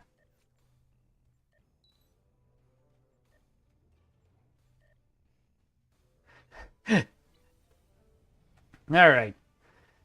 Back to it. We're slowly but surely wheedling these guys down. Is wheedling a word? I don't remember. I definitely miss my agonizer thingy kit. Hey, Stu! Good to see you, man. Been a while. Or maybe it hasn't.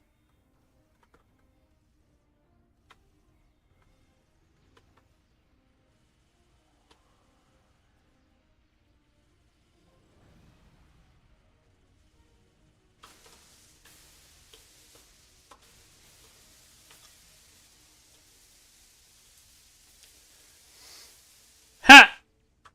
That's funny, Trexpert. I don't remember that at all, but that may have been before my time.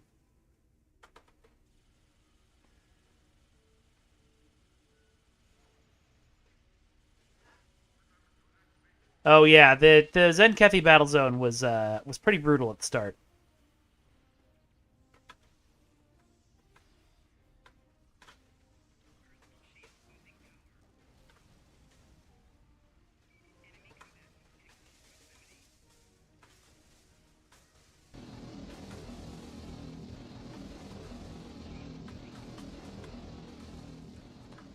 Hello, Rachel. Welcome. Ooh, which Ultraman was it, Setiverse? And was it good? Because I've been trying to figure out which Ultraman to start with.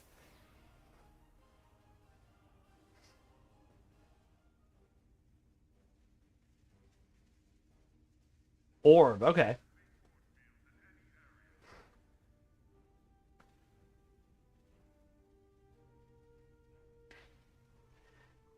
Yeah, for some reason, Ultraman hasn't grabbed me yet. I think partially because the action is a bit slow, and it's slow by necessity.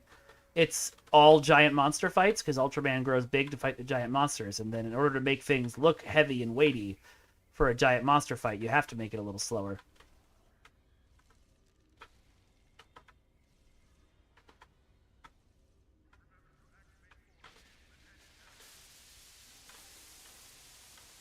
Japanese Doctor Who. You know, that makes a lot of sense.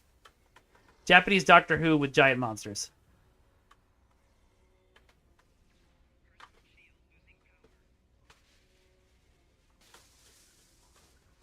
Truxpert, that is absolutely one of the things that people would have reported to me that I would have been like, eh. Like, I'll put in a ticket for it so the devs know, but I'm not going to I'm not going to escalate any emails about it. Ah.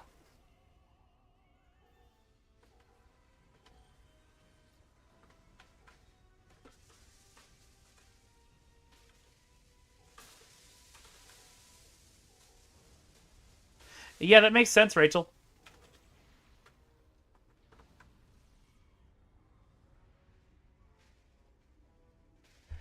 Yeah, I did a few of those, Mino Dan.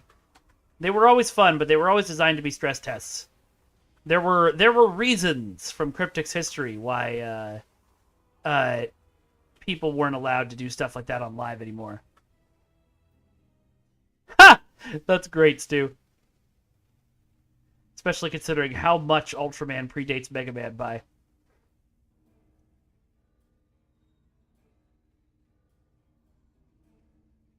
Of course he's not here.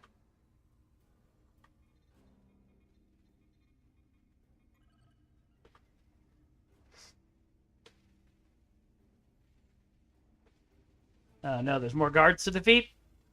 Guys, we're not going to catch up with Modron. I'm going to die 6 more times.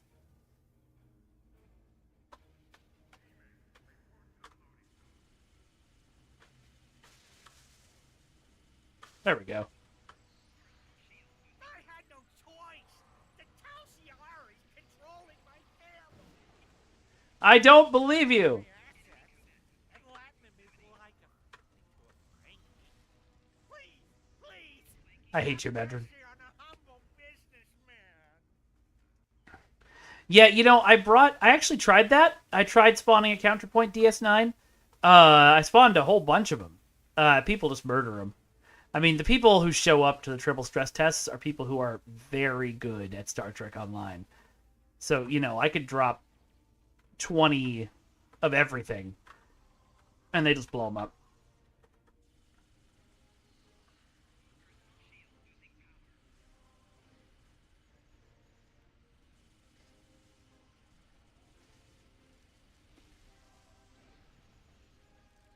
Of course Fragrance would ask for whale probes. If Fragrance didn't ask for whale probes, we would worry he'd been taken by a pod person.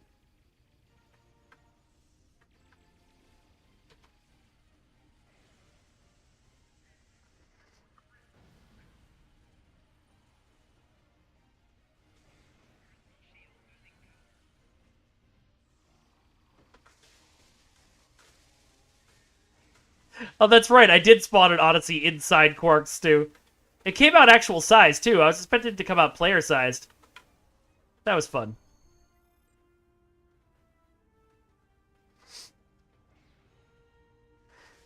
Yeah, when I did demo record, well, when I did the big things in space, you know, the stress tests, I would often replace my costume with Q, because I was usually playing Q, taunting everyone. And so Q was just walking around in space. You go to full impulse and he just walks fast.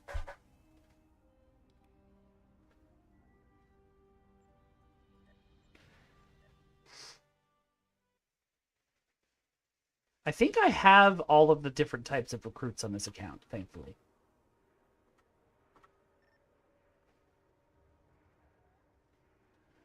Let's see. Any of these seem good? What's a covariant shield? That sounds good. At least for one of my buffs. Another recording, and I think it's connected to the prior Tal'Siar one. I'd like for you to follow up and track down any information related to it. Who is Corey_Red? Greetings.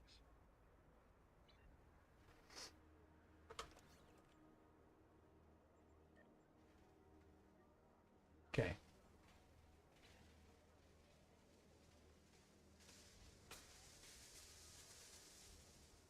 What I really need to do is rush to the exchange and list some stuff, but am I going the right way? Where am I? No, I've got to go over there, so I have to go down and around, or I have to... There's like a site-to-site transporter, right?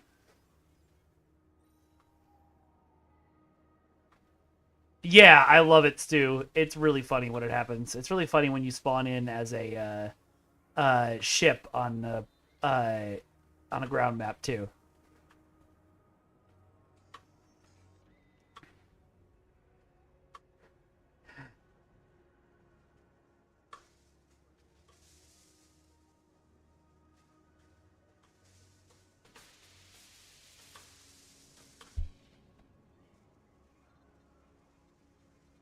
Oh no, do I have to obtain clearance for the other one before I can...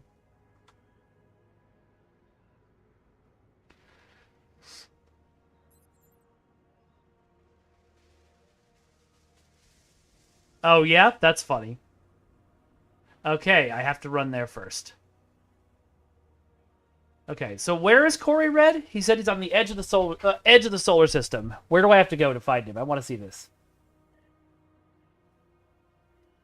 Yeah, but I didn't realize I had to unlock them first, Trexpert.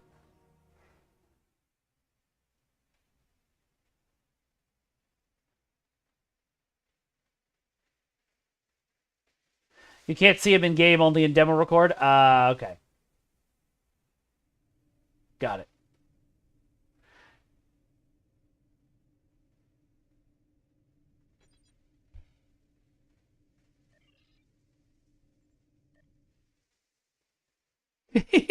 Yeah, Stu.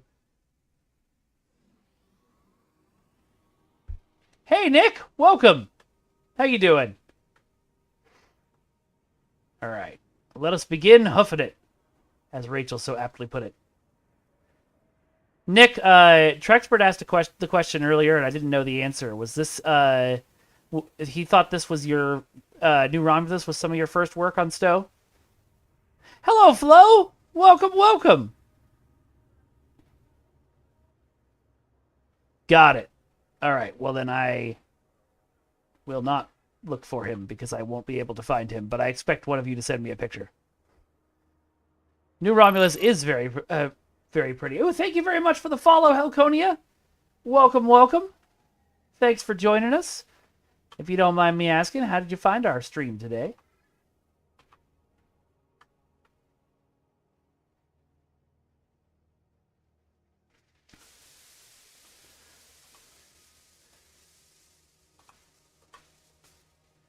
We're going to stop by some other transporters on the way, so we have them if we need. Nick, what was the first thing you made for STO, and was it a crate? Y'all missed my my breakdown of the keep going, brain, of the Universal Fan Fest Nights experience that I went to last night, and the joy of seeing that they had the blue barrels that nearly killed Worf in the Enterprise D shuttle bay.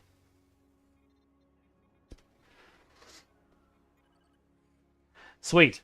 Thank you, Trexpert.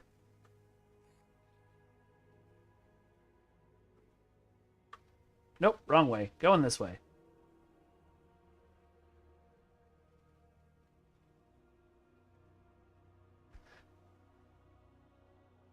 Oh, you've got a list? Cool. It was really fun, Nick. I had a really great time. I think the Star Trek experience was my second favorite thing. The Back to the Future thing was really, really good. Are these? Yeah.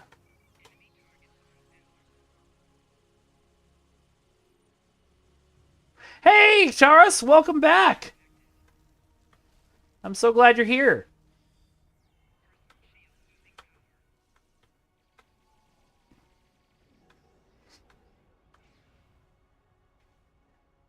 I don't have the Tholian cannon yet. We discovered today that I'm at the point now where I am one day behind being able to finish the event, so I'm gonna have to try and play every day this week and then buy it out at the end of the week. We'll see if I have the ability to do that. But even if I miss the weekend, I should have. It shouldn't be too expensive to buy it out.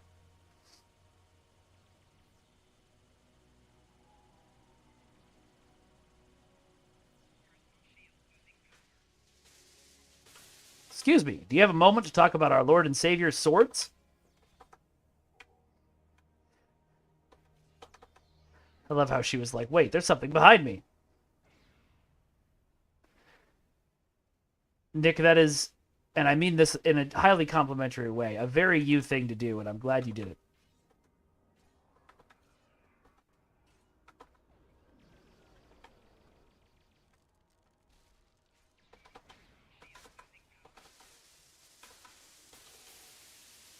What about swords that are also guns?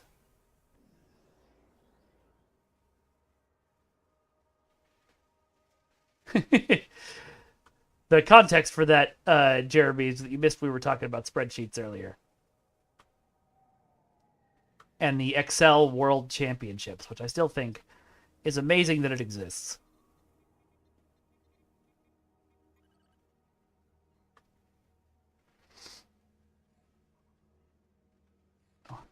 Planet in Time in a Bottle that just looks like a white sphere? That sounds like a white boxing error. Definitely report that on the forums, soon to be the official Discord. Oh, that's cool.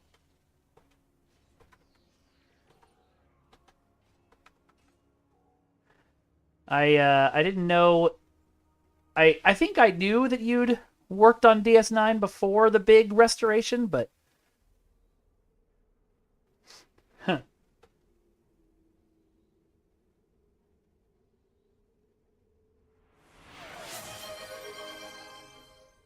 I don't know that song, Trexpert, I'm sorry.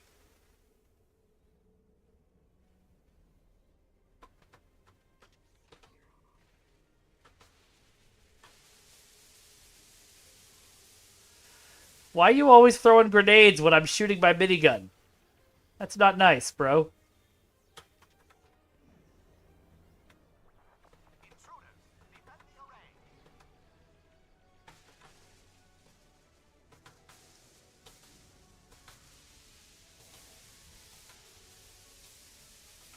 Oh, that's funny, SFC. Well, I don't know if you were here for the earlier discussion of FanFest Nights. They do have a Quarks bar at FanFest Nights, but I was laughing because it's basically just, it's a normal Universal restaurant, and they just put some framed screen grabs from Deep Space Nine up on the wall. Nothing else to theme it, which then someone rightly pointed out is exactly what Quark would have done.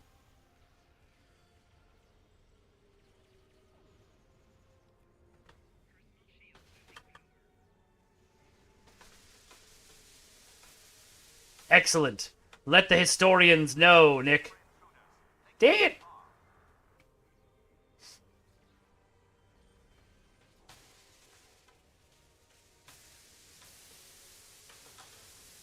It's funny. So I was reading, so there's this game that just came out called Captain Blood. It's a game that was canceled in 2003, and these publishers found it and worked with members of the old development team to get the last few touches it needed and get it out. But they're going with a very interesting marketing technique, which is we released this for preservation reasons, but this game is from 2003 or 2006 or whatever, and is probably just a bad God of War clone. You shouldn't expect much, which honestly makes me want to buy it. I don't know why, but why did I bring that up? Oh, yeah. The developers who worked on that game didn't want to just release it. They wanted to fix it and make it modern, and they wanted to maybe see if there was investment for a possible sequel. Because game developers care less about nostalgia, I've learned, than about their making sure that their work looks really good. And so, like, you know, we might want to visit the old Deep Space Nine because we grew up with it, and it holds good memories, but developers are always going to want to replace it.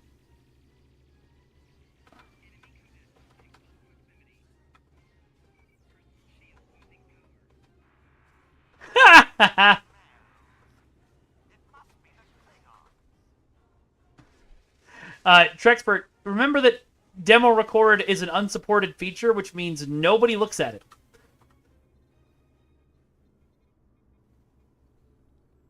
Oh, Lord. Yeah, maybe you should dump it on, like, a Google Drive or something.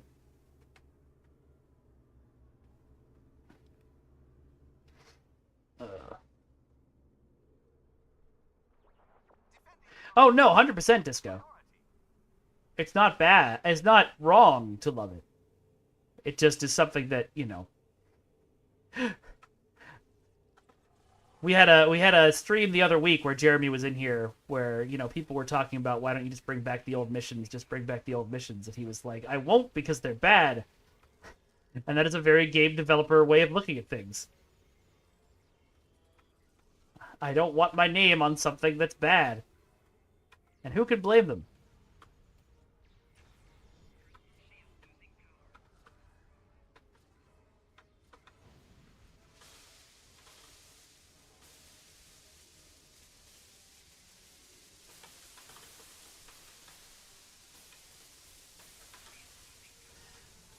Now, of course, the answer to whatever question you would have had about Delta Rising is that it's the best update ever and the players all love it.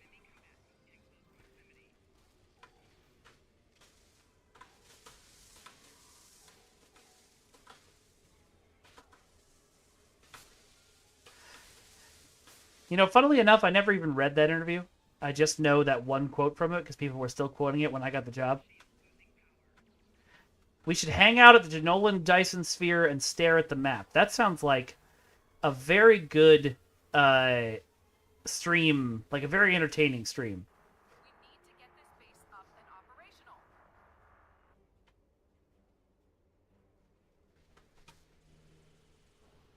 Come here. Oh, summoning the dinosaur stopped by minigun? Unacceptable. Give me your energy. Sometimes I pick up my cat and snuggle him and just yell, "Yes, give me your serotonin!" I feel like it's the same way with these guys and their life energy. Trojan will be well rewarded for your assistance.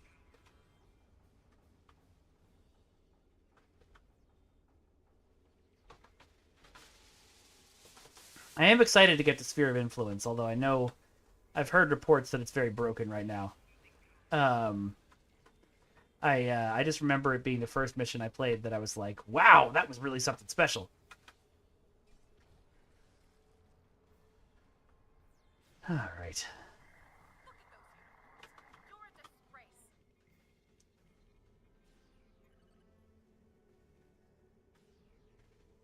Oh, all my bridge officers are dead. That's not good.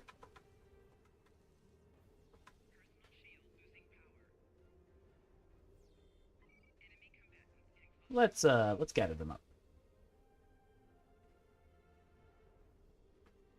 I see they are already gathered. Take a squad and secure the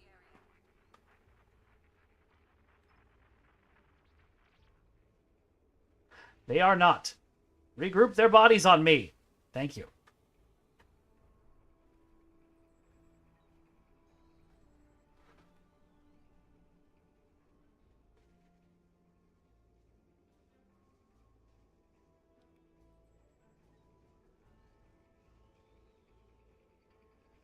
That's neat, Trexpert. Defending the array is our top priority.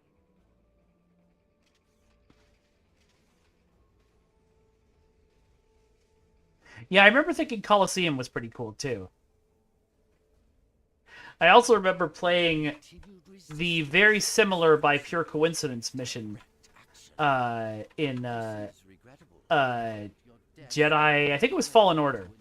And going, why does this feel so familiar? One controlled by the Tau Shiar. It's interesting that these guys are all talking, but there's no MIDI contact. That is unusual.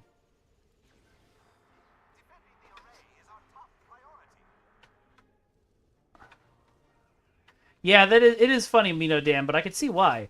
It's basically this what you would want for a testing ground. It's a couple of missions, and you know, it's a couple of groups of enemies to blow up. Why are these guys so immune to my blaster?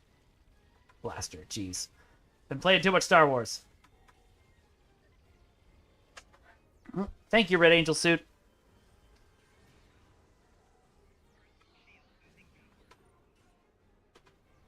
I wish my personal shields would stop losing so much power.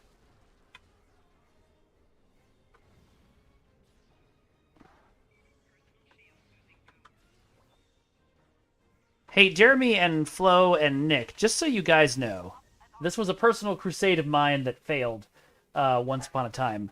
But we do have recorded a Klingon computer voice for Klingon characters. Michael Henry brought in Jason Charles Miller and had him record everything as a Klingon computer voice. It just never got hooked up for Klingon players. The sound files are somewhere. I don't know where, and the thing that stalled us out was that Michael Henry also didn't know where. So I don't know if they're findable, but they exist.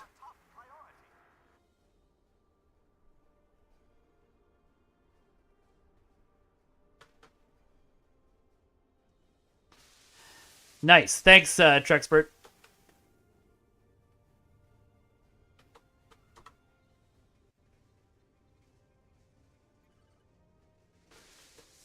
I'll take some new Romulus research, sure. Take a squad and secure the area.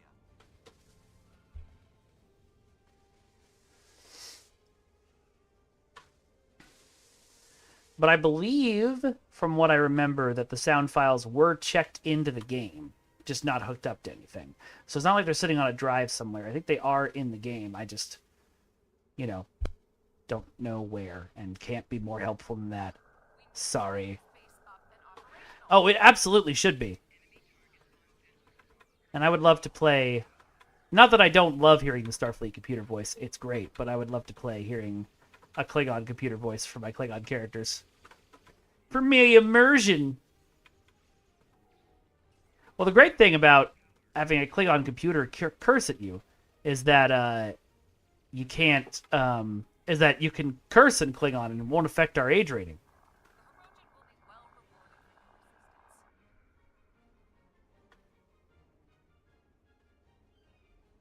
There's something over here. Oh, a prisoner, I think. Yep. Hello, prisoner.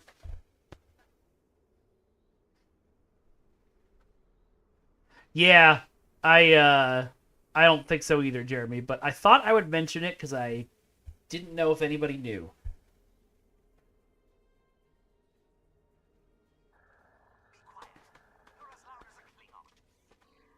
Okay, you know what? Henshin.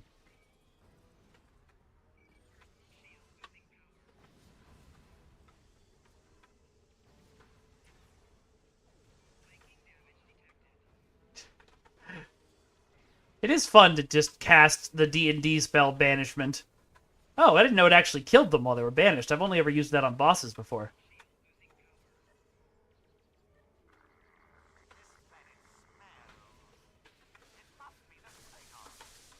Listen, buddy.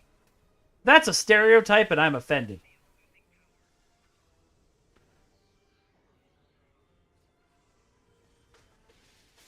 Thank you, Red Angel Suit. Oops, I meant to switch to my gun. Didn't realize I already had it out. Give me this! Give me your life energy! Give me your... Dang it! I really should stop playing on Advanced. I just have to remember when I'm not playing a mission. So someone remind me after this mission is done to switch my difficulty out of Advanced. And you'll have to remind me how to do it.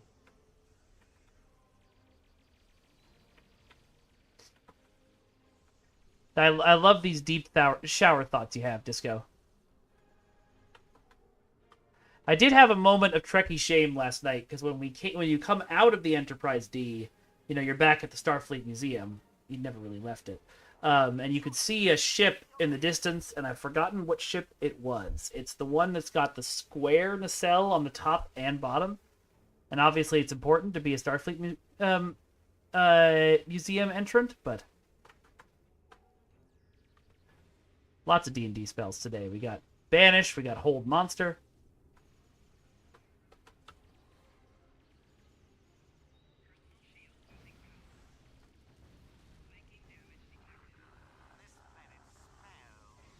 No, this is an instance mission, Jeremy. I entered a cave that led me here.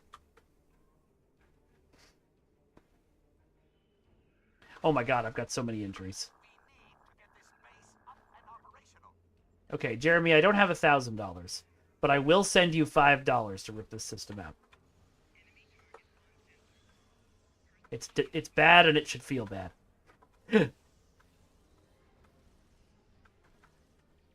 is already punishment enough that I have to run back for the respawn point. I don't know. I wouldn't know to answer the question correctly.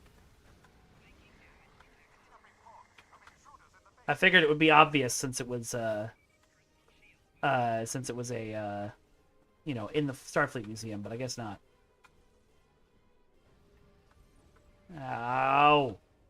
Give me your life energy! I'm gonna sword fight you!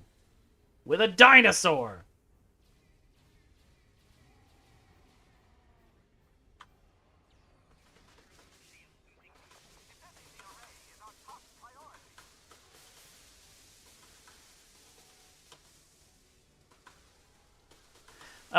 No, I think it was only 2 nacelles. Oh, Lord, Seta. That's a terrible thing to discover.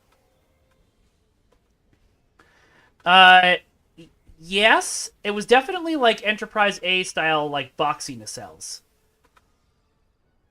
I didn't really notice if the.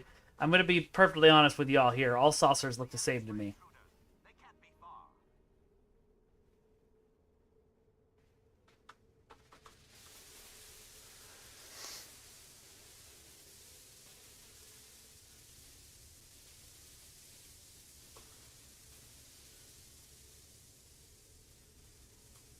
Okay. Now the question becomes, where are the other 3 prisoners? Look at those uniforms. You're a disgrace. Nope, there's one. Yeah, that makes sense. Why is the Constellation at the Fleet Museum? Y'all know it. So it was really funny. We were going up the escalator at the park last night, and somebody came by in a TOS dress style uniform, and Mei Ling commented that she really liked some of the TOS dresses she'd been seeing, and I was like, "Oh yeah, well that one's a Kelvin uniform." And she paused for a moment and looked at me and said, "You know a lot about Star Trek now." And I do. But I'm like here. Sorry, normal people are like here. The amount of Star Trek they know. And my 8 years at STO have gotten me to like here. And y'all are here.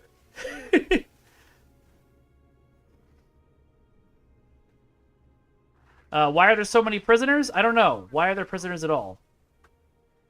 I didn't read the text. I was a bad gamer.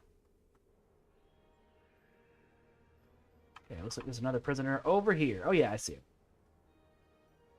Oh, okay, it's Picard's old ship. So it's just in the Fleet Museum for its connection to Picard. How many Picard uniforms did I see? Not many. Well, they had in terms of actually show use stuff, they had in one of the stores Patrick Stewart's uniform from Picard, the one they used for flashback scenes, and they had the like Borg body thing that Jack Crusher had to wear. They also had like everybody on the ship, I think, was in Picard season 3 era uniforms, but the person who gave us the like safety introduction on the video was wearing a uniform that was more like the flashback dress uniforms. And then they were selling these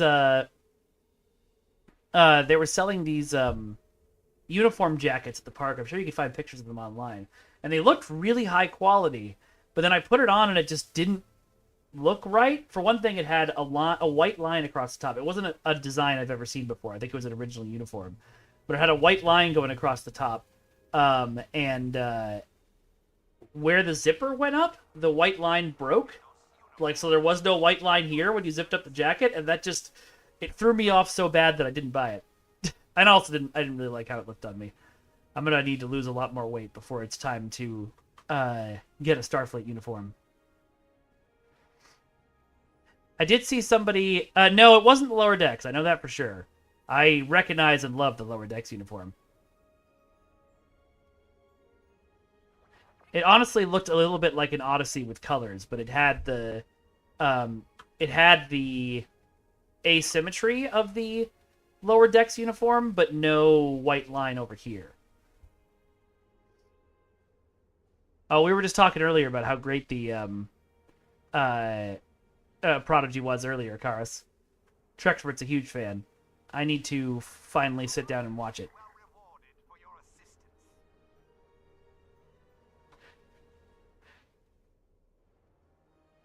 Let me see if I can just find a picture of it so I can show you guys so you can see what I'm talking about. So let's see. FanFest Nights Star Trek jacket. Images.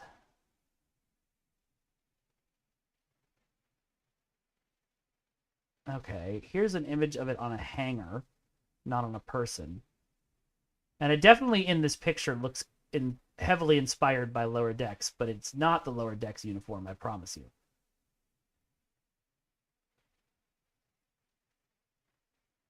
Okay, sounds good. I will run back there. Star Trek uniform jacket? Will that get me more pictures? There's some other Star Trek long sleeve shirt that I didn't see. Here we go. Here it is on somebody and zipped up. Ah!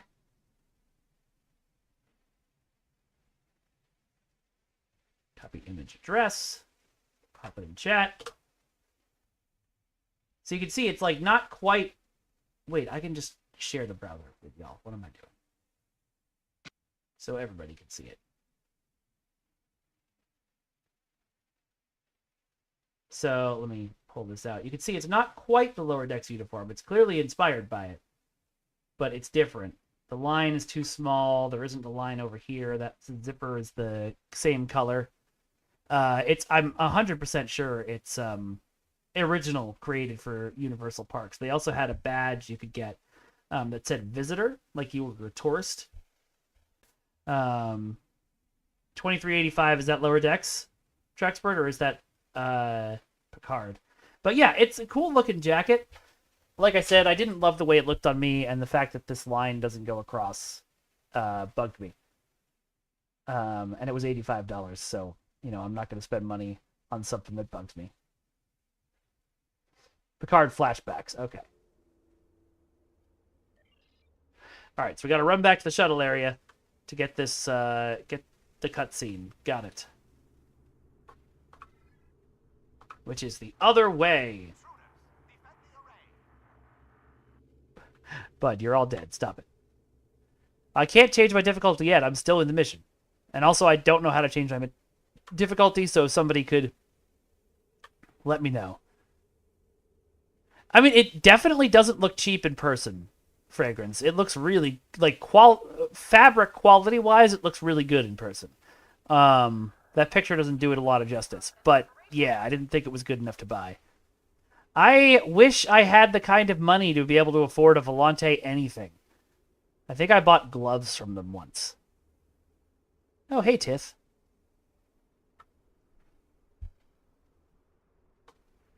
Search the areas for intruders. They can't be far. In progress. Nope, can't change it right now. What a strange place to hide mission difficulty.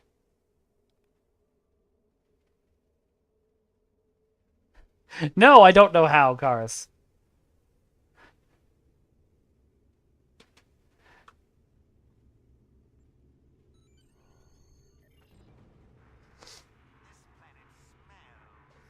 I've visited Deton for the third and final time, Commander. He still worships the Vulcan's memory. He will not see reason. What I know for sure, Disco, is that when the switch to console was made, a lot of stuff was moved or removed because of the tight turnaround to get it on console. Sub-Commander.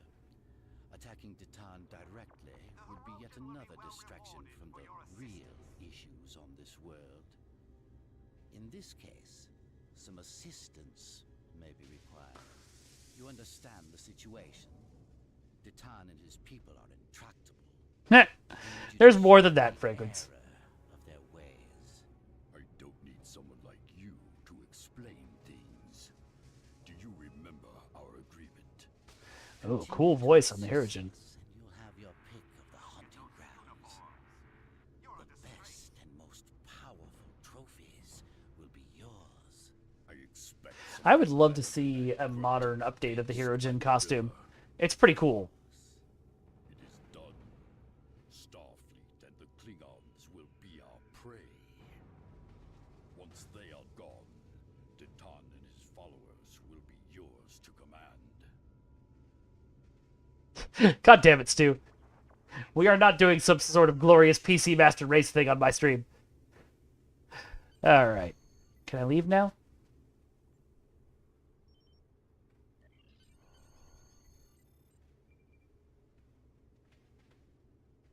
That makes sense, Jeremy. Alright.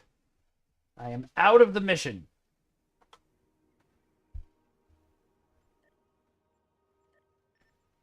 There we go.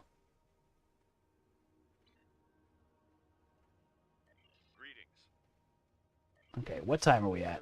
Ah, perfect. All right. So, as per usual, I'm sorry I know it's a shorter stream today because we started a little late and now we're ending a little late. But I do have to go pick up my daughter. So, we're going to end right around here. Let's see. But I'm going to jump over here. But thanks for hanging out with me today, folks. I really appreciate having you on board, having you hang out. I appreciate Flo and Nick and Jeremy for showing up and chatting about the game. I hope you all have a wonderful day. I will be back tomorrow for some Jedi Academy. That one should be at 1 o'clock, so expect it then. If you're new here, if you haven't subscribed or followed yet, you know, there's a lot of folks who show up for the STO streams and kind of lurk, which I totally don't mind. But while you're lurking, hit a follow, and if you have the means, subscribe. And if you're somebody who, you know, shows up on Monday for the STO streams and then doesn't come back, consider coming back tomorrow. I promise you, it's just as entertaining, even though it's not Star Trek Online. All right. I am gonna, let's see. I've got some socials for you to follow. I'm Vengeance God on Blue Sky and Broken Infinity Films on Instagram. We've got a Discord here for this community, and if you're not in it, it's great. You should definitely come and hang out and check it out. Okay, there's a difficulty option settings as well. Yes, we appreciate you, Disco. And we appreciate you, Fragrance. Fragrance and Disco, our mods, thank you so much for being here. We got merch, including these two wonderful Oborth shirts by Duncan Idaho. And I might make a Umadrin Bro shirt to put up there, as long as I don't think I'll get sued for doing it. I've got a wish list right here. If somebody wants to buy me a stream deck, please. Please, I beg of you. No, but only if you have the means. Don't worry about it if you're... Everybody's struggling right now.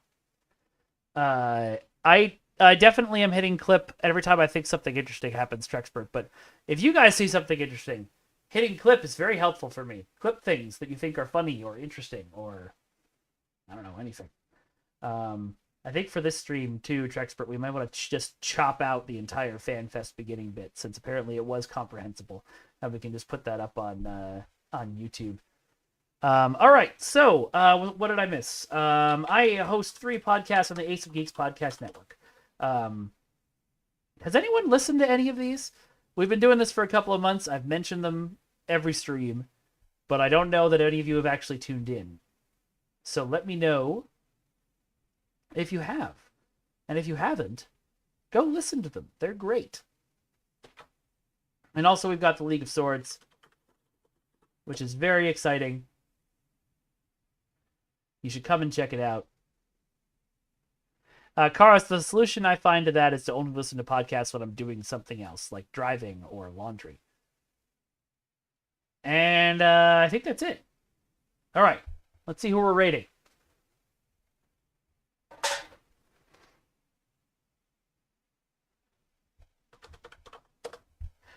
You said that, and the Taskmaster theme got immediately stuck in my head, Trexpert, which is funny.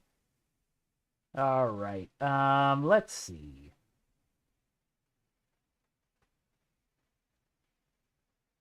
There's a D&D channel happening. I think she'll like look over and give them a like, should I hit it look. I think we're just gonna send people Peace's way. We haven't rated her in a while. Maybe we're not. Enjoy the Final Fantasy, folks. And thank you again very much for being here. And I will see you tomorrow at 1 for some Jedi Academy. All right. Bye-bye, everyone. Bye-bye. Bye-bye now. Bye-bye. Bye-bye. Bye-bye now. Bye-bye. Bye-bye. Bye-bye.